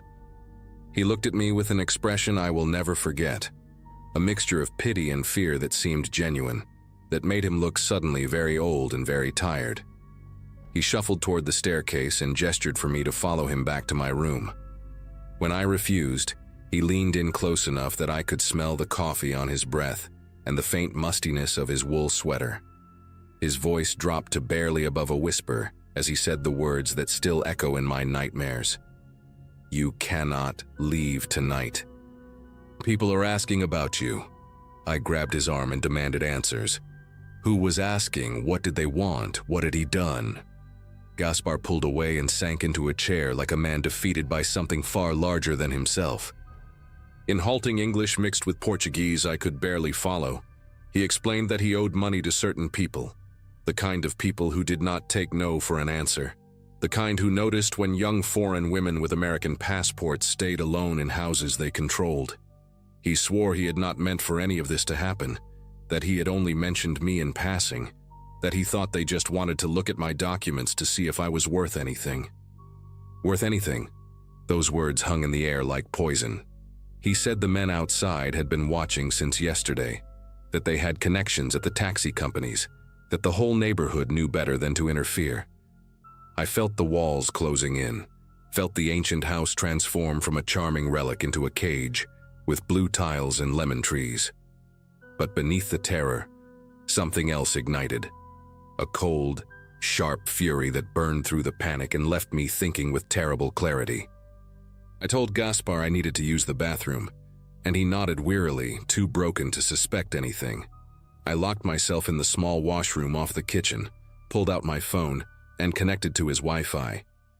My fingers flew across the screen as I opened every app I could think of. I messaged the American Embassy emergency line on Facebook. I emailed the consulate with my location and a desperate plea for help. I posted in a travel safety group with my exact address and a photo of the street I had taken days earlier. And I sent my sister a voice message explaining everything in case it was the last thing she ever heard from me. Then I did something that probably saved my life. I found the local Porto police emergency contact online and sent them a WhatsApp message with my passport photo, my location pin, and a frantic explanation that I was being held against my will by people who wanted to traffic me. I did not know if they would respond, did not know if WhatsApp was even a legitimate way to contact law enforcement, but I had nothing left to lose. I stayed in that bathroom for nearly 40 minutes, refreshing my messages, listening to the muffled sounds of Gaspar pacing in the kitchen and the dogs still barking outside. And then, like a miracle, I heard sirens. Distant at first, then closer, then right outside the window. I heard car doors slamming, engines revving, and tires screeching as the dark sedans fled into the night. I heard shouting in Portuguese, heard Gaspar's voice high and panicked, heard heavy footsteps on the stairs. When the police knocked on the bathroom door and called out in accented English that I was safe, I collapsed onto the cold tile floor and sobbed harder than I have ever sobbed in my life. They escorted me out of that house within the hour, took my statement at the station until nearly 3 in the morning, and put me on a flight back to Denver the next afternoon with a police escort to the gate. I never learned exactly who those men were or what would have happened if the sirens had not come. Gaspar was arrested, though I do not know what charges stuck or if he is still in prison. What I do know is that I have not traveled alone since, that I check the locks on my apartment 4 times before bed, and that sometimes, when a car idles too long on my street, I feel that same cold dread wrap around my chest like a fist. I survived something that night in Porto, something I still do not fully understand, and the only reason I am here to tell you this story is because I trusted my instincts and fought back with the only weapon I had, a phone and a desperate hope that someone, somewhere, was listening.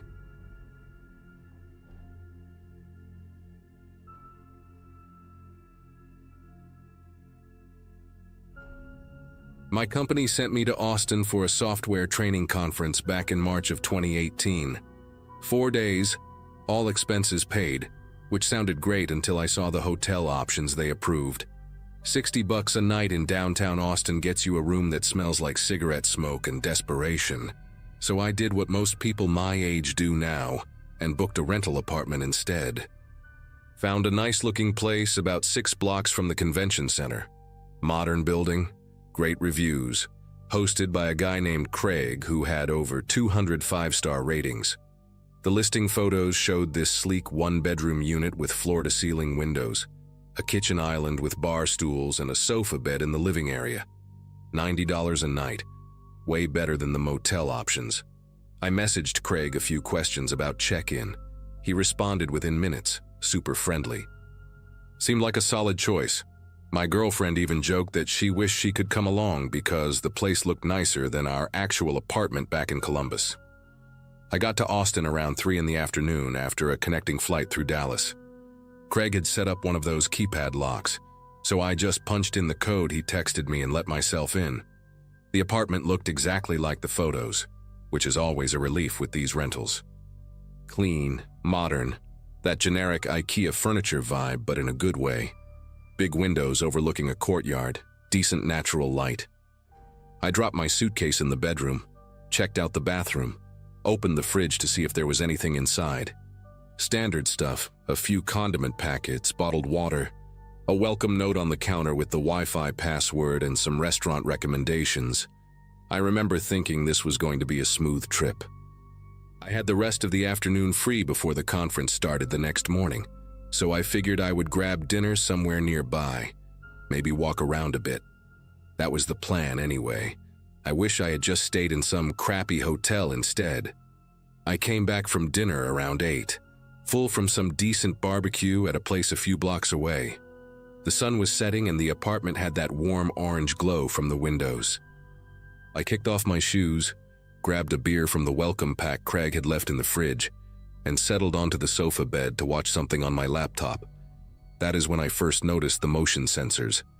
There were 3 of them mounted in different spots around the main living area.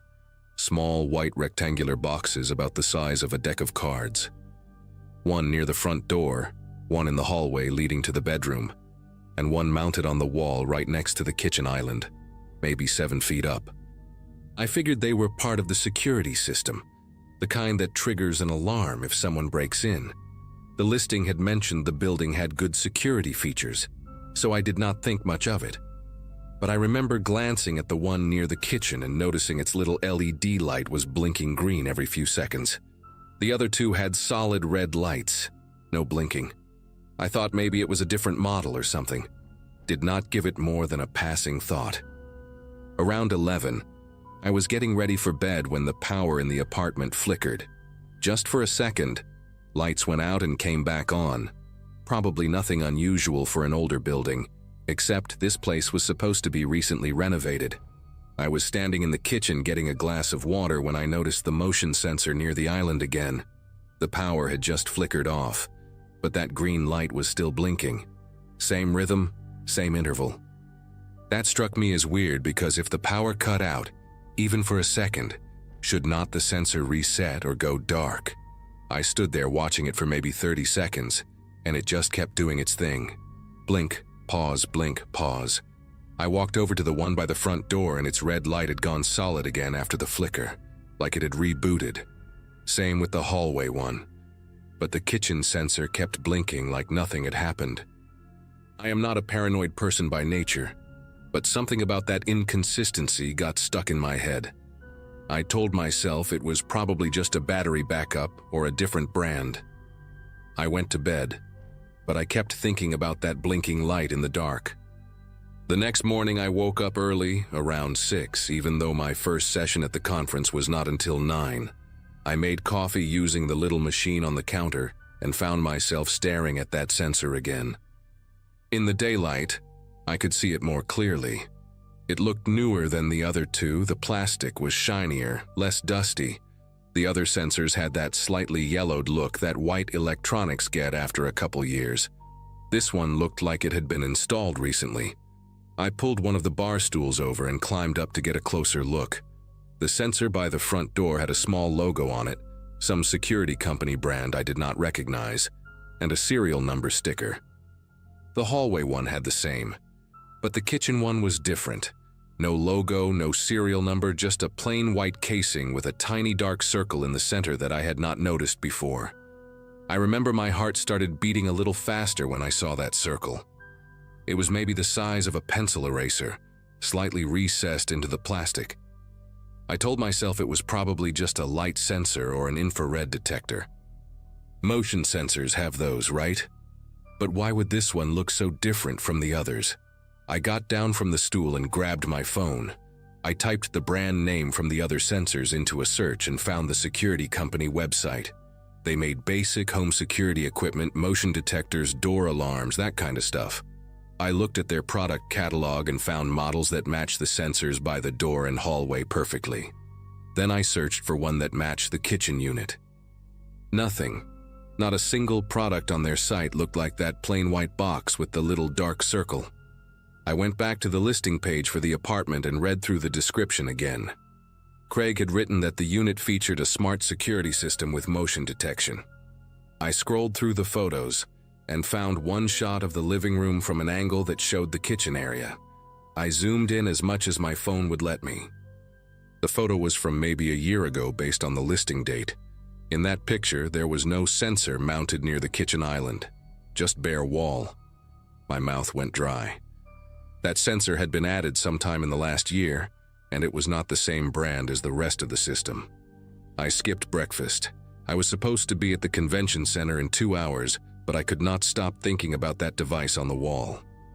I pulled the bar stool over again and climbed up, this time with my phone flashlight on. I angled the light directly at that little dark circle, and my stomach turned. Through the tiny opening, I could see the unmistakable glint of glass, a lens. I had worked briefly at an electronics store during college, and I knew what camera lenses looked like, even miniature ones. This was not a motion sensor. I climbed down and sat on the stool for a while, just processing. My mind was racing through possibilities. Maybe Craig had a legitimate reason. Maybe it was for security in case of break-ins. But why would he hide it? Why make it look like the other sensors? And why point it directly at the living area where the sofa bed was, where I had been sitting in my underwear the night before watching videos on my laptop? I felt sick. I actually felt physically sick, like I needed to throw up. I went to the bathroom and splashed water on my face, trying to calm down and think clearly about what to do next. I decided I needed to know for sure before doing anything drastic. I grabbed a butter knife from the kitchen drawer and climbed back up on the stool. The device was mounted with 2 small screws. Phillips head, nothing complicated. I hesitated for a second, thinking about whether I was allowed to tamper with the host's property. Then I thought about someone watching me sleep, and I stopped caring about the deposit.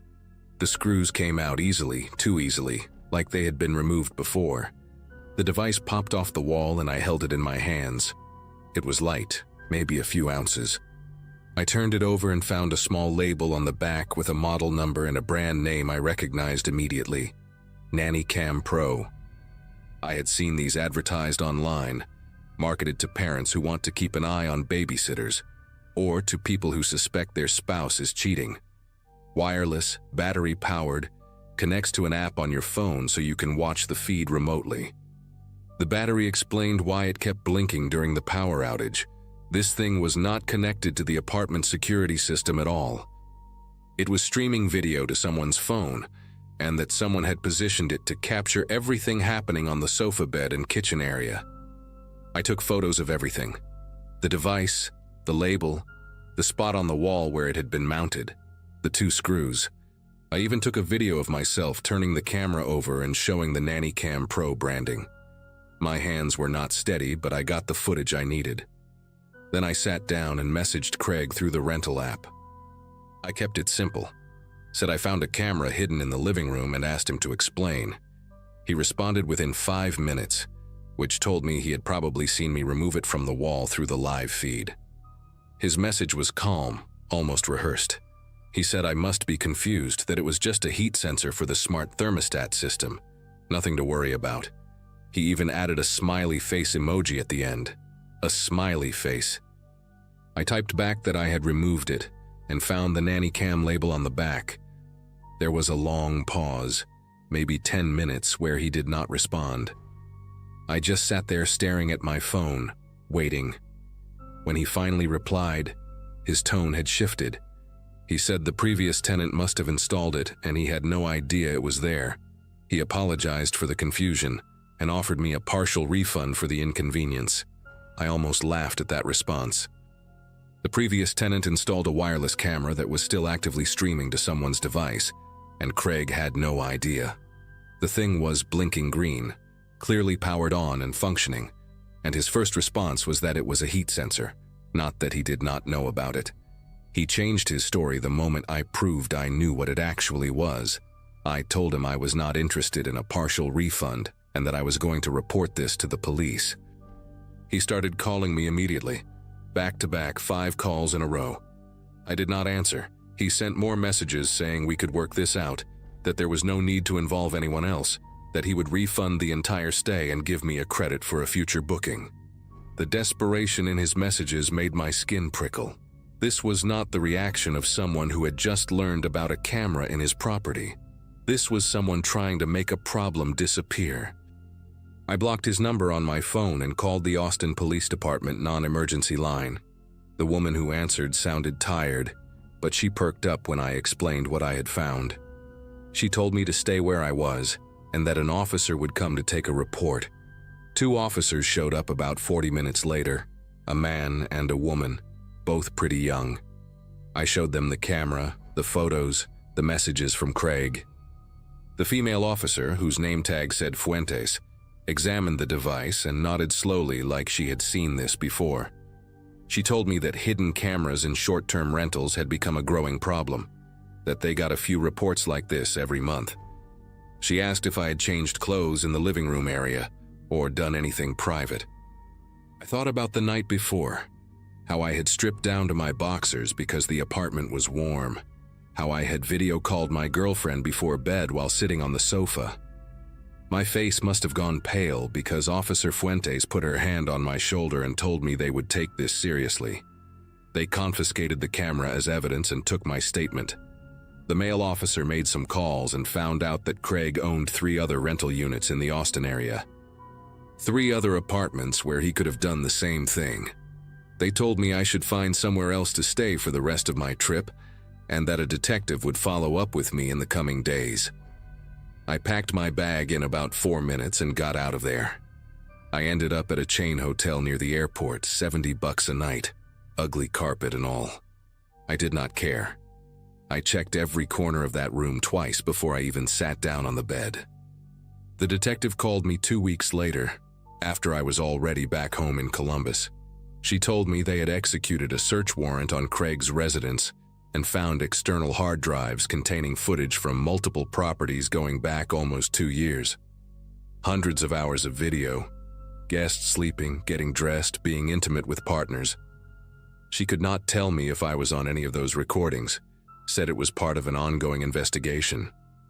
Craig was arrested and charged with multiple counts of voyeurism, but I never found out what happened after that.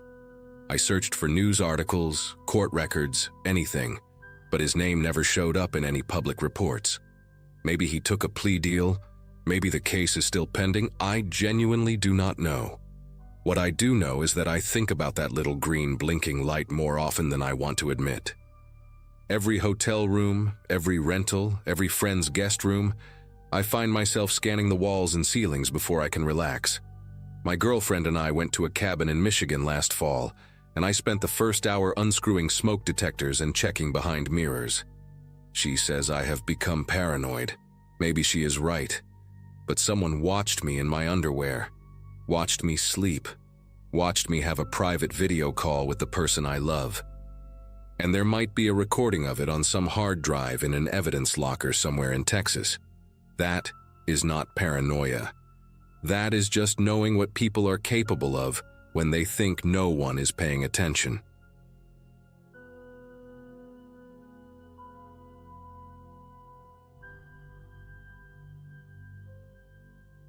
A bag full of camera gear and a deadline to meet had pushed me to book a last-minute stay at a restored carriage house attached to an old estate. At the time, life felt like a patchwork of shoots, edits, and travel, and I'd gotten used to working from whatever room I happened to land in. This place had that curated historic charm vibe. Exposed beams, polished floors, the smell of furniture wax lingering in the air. The only thing that didn't quite match was a wooden panel hanging on the wall across from the bed. Everything else looked like it belonged in a boutique magazine spread, but that panel had a dull, uneven finish, like it had been carved by hand and forgotten for decades. I remember thinking it looked staged, but not in a designer way. More like someone wanted it there for a reason they weren't explaining. I'd unpacked just enough to prep for a video call with a client, trying to get the lighting right so I wouldn't look like I was dialing in from inside a cave. I shifted my lamp a few inches, then a few more, and that's when my attention drifted back to the panel. One of the carved cutouts caught the light in a strange way, not a reflection, more like something inside the hollow shape shifted for a split second. At first I chalked it up to glare bouncing off the lamp, but the more I stared at it, the more I realized the faint flicker came from deeper than the surface. It made my chest tighten in that uneasy, instinctive way you get when you notice something that shouldn't be behaving the way it is. I walked closer, telling myself it was probably a draft or maybe a stray shadow. The carvings were oddly intricate, thin slits, diamond shapes, shallow apertures that weren't symmetrical. Up close, they gave the uncomfortable impression of being intentional in a way I couldn't place. I pushed gently on the panel, expecting it to be solidly anchored. Instead, it shifted about an inch, just enough to reveal a narrow gap in the drywall behind it. The gap wasn't symmetrical either. It looked like someone had cut through from the other side and never bothered to plaster it. I reached in with my phone flashlight, angling it until the beam slipped past the jagged edges. What it illuminated didn't look like part of any normal wall. The gap connected to a cramped, unfinished space running between the carriage house and the main building. It reminded me of those awkward architectural leftovers you only realize exist when a house gets renovated. Except this one wasn't empty. Dust coated most of the floor, but near the entry point were faint footprints, fresh enough that the shape of a heel and part of the arch were still defined. The dust around them looked recently disturbed, trailing deeper into the void. And near the closest footprint, pushed up against a beam, was a takeout container from a local diner I recognized from the drive-in. There was no dust on top of it. Someone had been in there not long before I checked in. Someone small enough or determined enough to crawl through that narrow space, hidden by a panel placed directly across from the bed. I stepped back from the wall, letting the panel fall back into place, and tried to make sense of what I'd just seen. The room around me felt different now, like the air had gone still in a way I hadn't noticed before. I kept replaying the details, the disturbed dust, the clear shape of those footprints, the untouched takeout container sitting like someone had dropped it and planned to come back. The strangest part was how deliberate the panel seemed once I really paid attention to it. Its position wasn't decorative at all. It was angled just right, facing the bed with those carved openings arranged in a pattern that suddenly reminded me of camera viewports. I sat on the edge of the mattress for a moment, listening to the faint settling sounds of the old building, each creak making me wonder if it came from the void rather than the beams overhead. Eventually, I reached out to the host through the app, trying to sound calm while explaining what I'd found. She answered quickly, almost too quickly, brushing everything off like it was part of some harmless architectural quirk. "Oh, that old construction gap has been there forever," she wrote, as if that explained the fresh tracks or the takeout container that couldn't have been older than a day. When I mentioned the panel and how it didn't match the rest of the decor, she doubled down, insisting it was just a touch of historical character. But nothing about it felt historical. The edges weren't worn the way the beams were, and the screws holding it in place looked new. Her casual dismissal only made my pulse pick up, because now it felt like she either didn't know the truth or didn't want to acknowledge it. I ended the chat feeling more unsettled than before, and decided to check the panel again, this time listening carefully as I nudged it aside. The gap wasn't wide enough to climb through, but the space beyond extended far enough that someone could definitely move around in it. I angled my phone light deeper into the void, sweeping it slowly across the exposed joists and insulation. A faint glint caught my eye from farther inside, something metallic reflecting just enough to stand out. I couldn't reach it, but knowing it was there made the whole situation feel even stranger, like whoever had been in that space wasn't just hiding, they were bringing things in. Staring at that dim reflection, I couldn't shake the feeling that the panel wasn't just a cover, it was a viewport. As evening crept in, I tried to work on my project, but every so often I caught myself glancing at the panel, waiting for another flicker. The room had dimmed to that bluish hue you get when the sun drops behind the trees, and the panel's carvings seemed to absorb the light instead of reflecting it.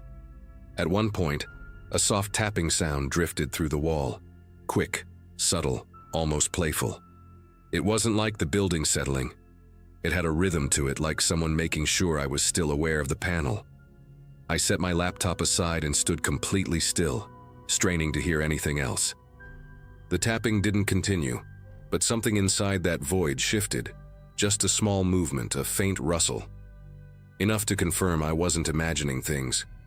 Someone was in there, and they were waiting for the right moment to move again. Night settled over the property in a way that made the carriage house feel detached from the rest of the world. The estate's exterior lights barely reached my windows, leaving most of the room in a muted haze. I tried distracting myself with editing work, but every sound felt amplified. The hum of my charger, the faint rattle of the old pipes, even the distant breeze threading through the trees outside. I kept glancing at that wooden panel, trying to convince myself I was being dramatic, but each time I looked, the carvings seemed slightly darker, like whatever space sat behind them was absorbing the glow of the room. I angled my lamp away from it, hoping not to catch another flicker, but that only made the rest of the wall seem to recede into a deeper shadow. After an hour of trying to ignore the unease creeping into my thoughts, I decided to message a friend who lived a few states over. I didn't give every detail at first, just said the rental had some weird construction stuff and that I wasn't loving the energy in the room. She asked if the place had good reviews, and I told her it did, though now I wondered how many people had actually inspected the walls. While we talked, I kept pacing between the bed and the kitchenette, never letting my back face the panel for too long. Halfway through typing a message, I heard a soft scrape from inside the wall. Not loud, not aggressive, just enough to make my breath catch. The timing felt deliberate, like whoever was inside knew I'd been trying to reach someone. I moved closer again, phone in hand, and leaned in toward the carvings. The panel stayed still, but the temperature near that section of the wall felt noticeably cooler, as if air were passing through from a draft deeper inside the void. I held my phone's camera toward one of the carved openings, hoping maybe I could catch a glimpse of what was beyond. Instead, the screen reflected something I hadn't expected. The faint outline of another object positioned behind the panel, angled toward the room. At first I thought it was some kind of support beam, but then I realized the shape was too clean, too symmetrical. It looked like a small plastic housing, the kind used for cheap lenses or peephole kits, not built into the wall. Added. That's when a slow, steady exhale drifted through the gap. I backed up instinctively, heart pounding so hard it felt like it echoed through my ribs. The exhale wasn't forceful or threatening, but it carried the unmistakable sound of someone trying to stay quiet and failing. I stared at the panel, half expecting it to shift forward, but it didn't move. Whoever was in that hidden space was choosing not to reveal themselves, which somehow felt worse. The silence that followed stretched out so thin it felt like it could snap. I had the overwhelming sense that if I turned away for too long, the panel might not look the same when I faced it again. The gap behind it had held footprints, food, and a lens. Now it held someone breathing, watching, waiting. Calling the host again felt like the only reasonable move, even though her earlier dismissal had rattled my trust. I stepped outside onto the small porch to get distance from the panel, gripping my phone so tightly I nearly dropped it.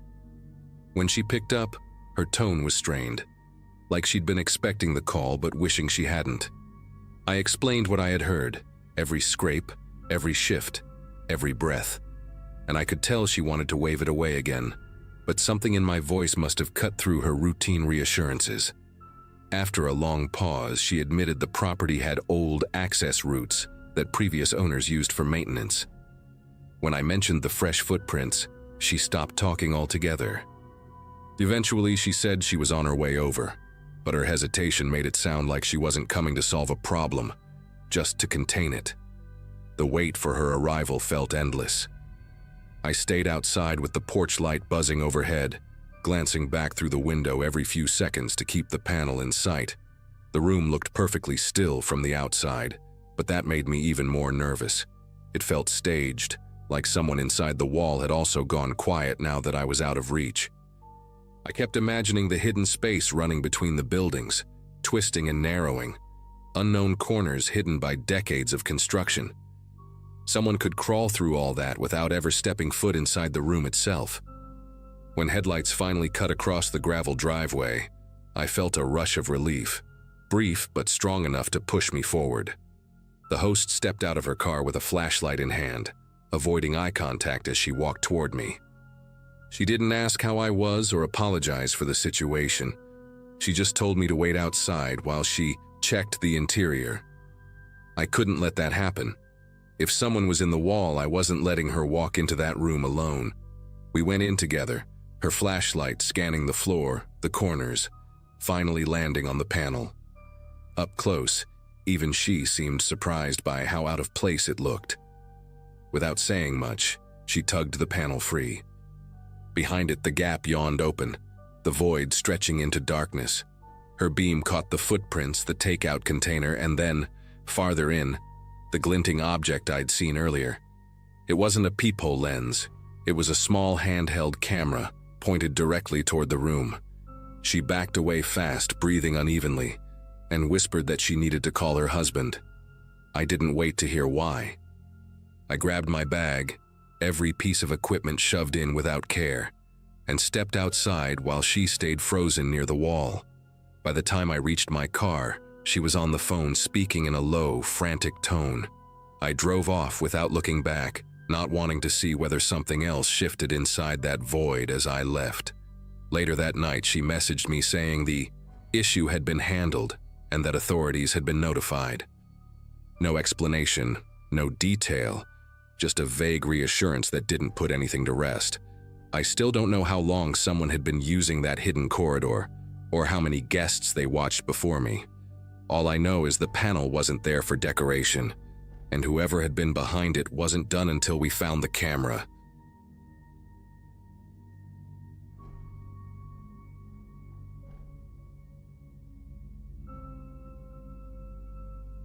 The Airbnb I booked that spring belonged to a family living in a quiet residential neighborhood on the edge of a small town, the kind of place where most houses had wind chimes and faded porch swings. I'd taken the trip to get a break from my cramped apartment and finish a remote work project without constant interruptions. The listing showed a separate guest suite attached to the main house, with its own entrance, and a small laundry room between the two spaces. I remember noticing how the laundry room door had a heavy old brass handle, tarnished in a pattern that looked almost like fingerprints frozen into the metal.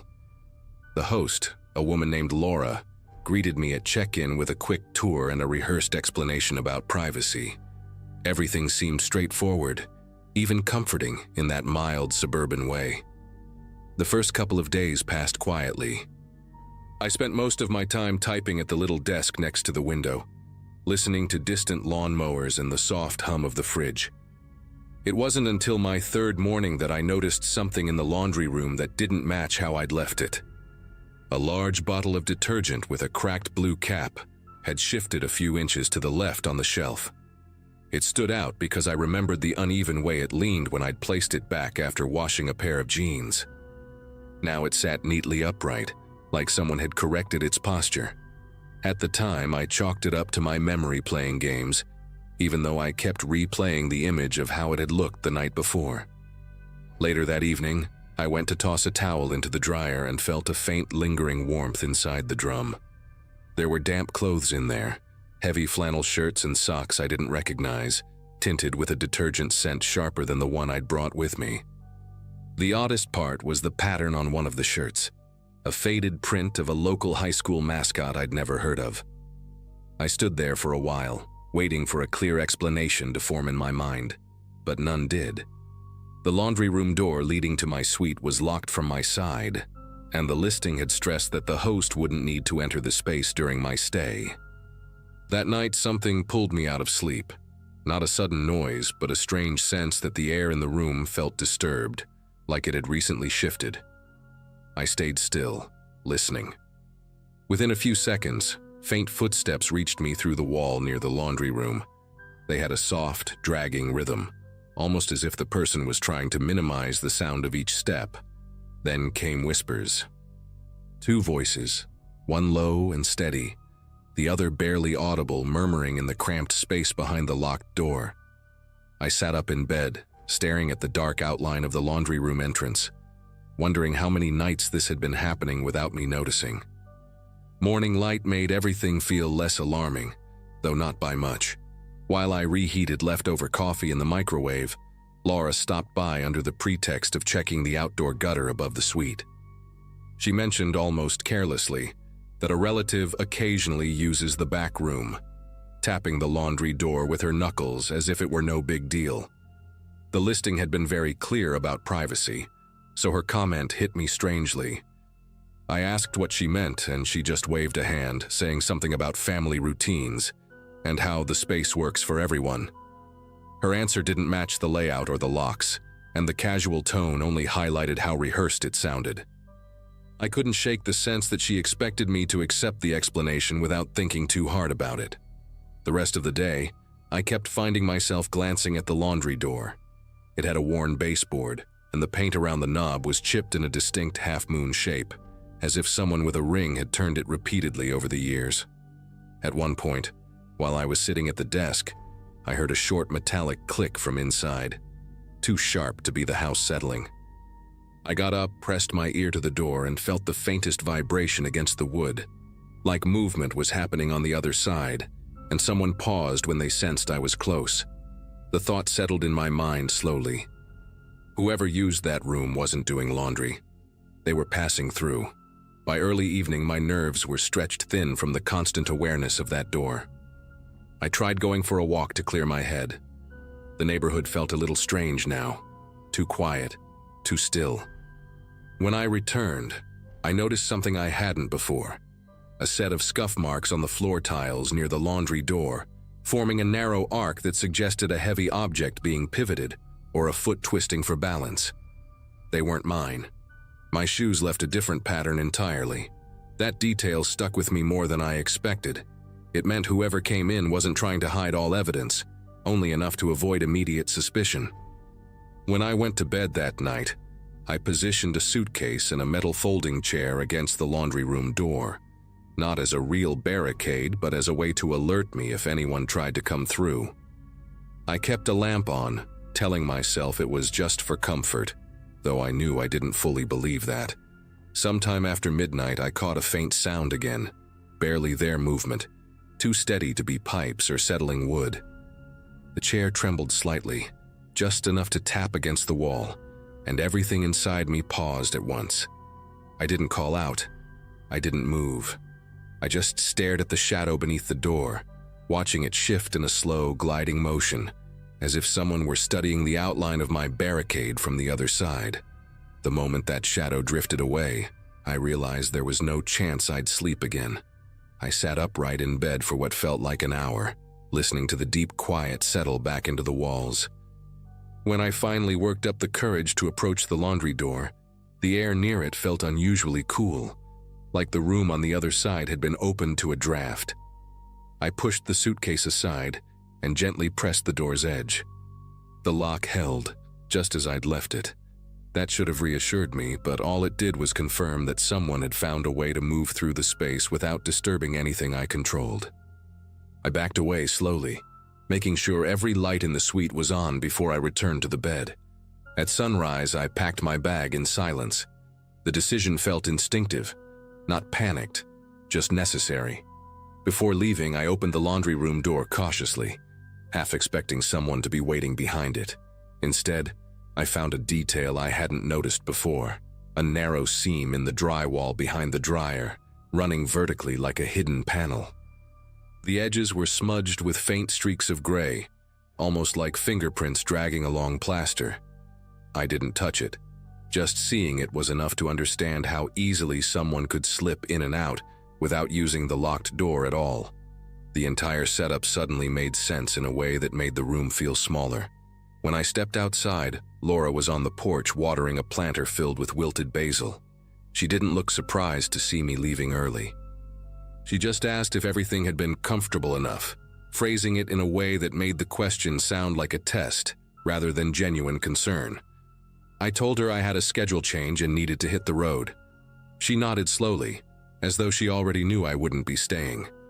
Her expression didn't show guilt or relief, just a strange, unreadable passivity that made me wonder how many other guests had cut their stays short without explanation. I didn't wait for further conversation. I walked to my car, feeling the urge to keep a steady pace until I reached the driver's seat. I reported the listing that afternoon, attaching everything I could describe without sounding unhinged. The platform took the report but never followed up with details, only confirming they were reviewing the matter. A week later, curiosity pushed me to check the listing again, and it had already been removed. No explanation, no replacement, nothing. I still think about that thin vertical seam behind the dryer and the voices whispering in the dark.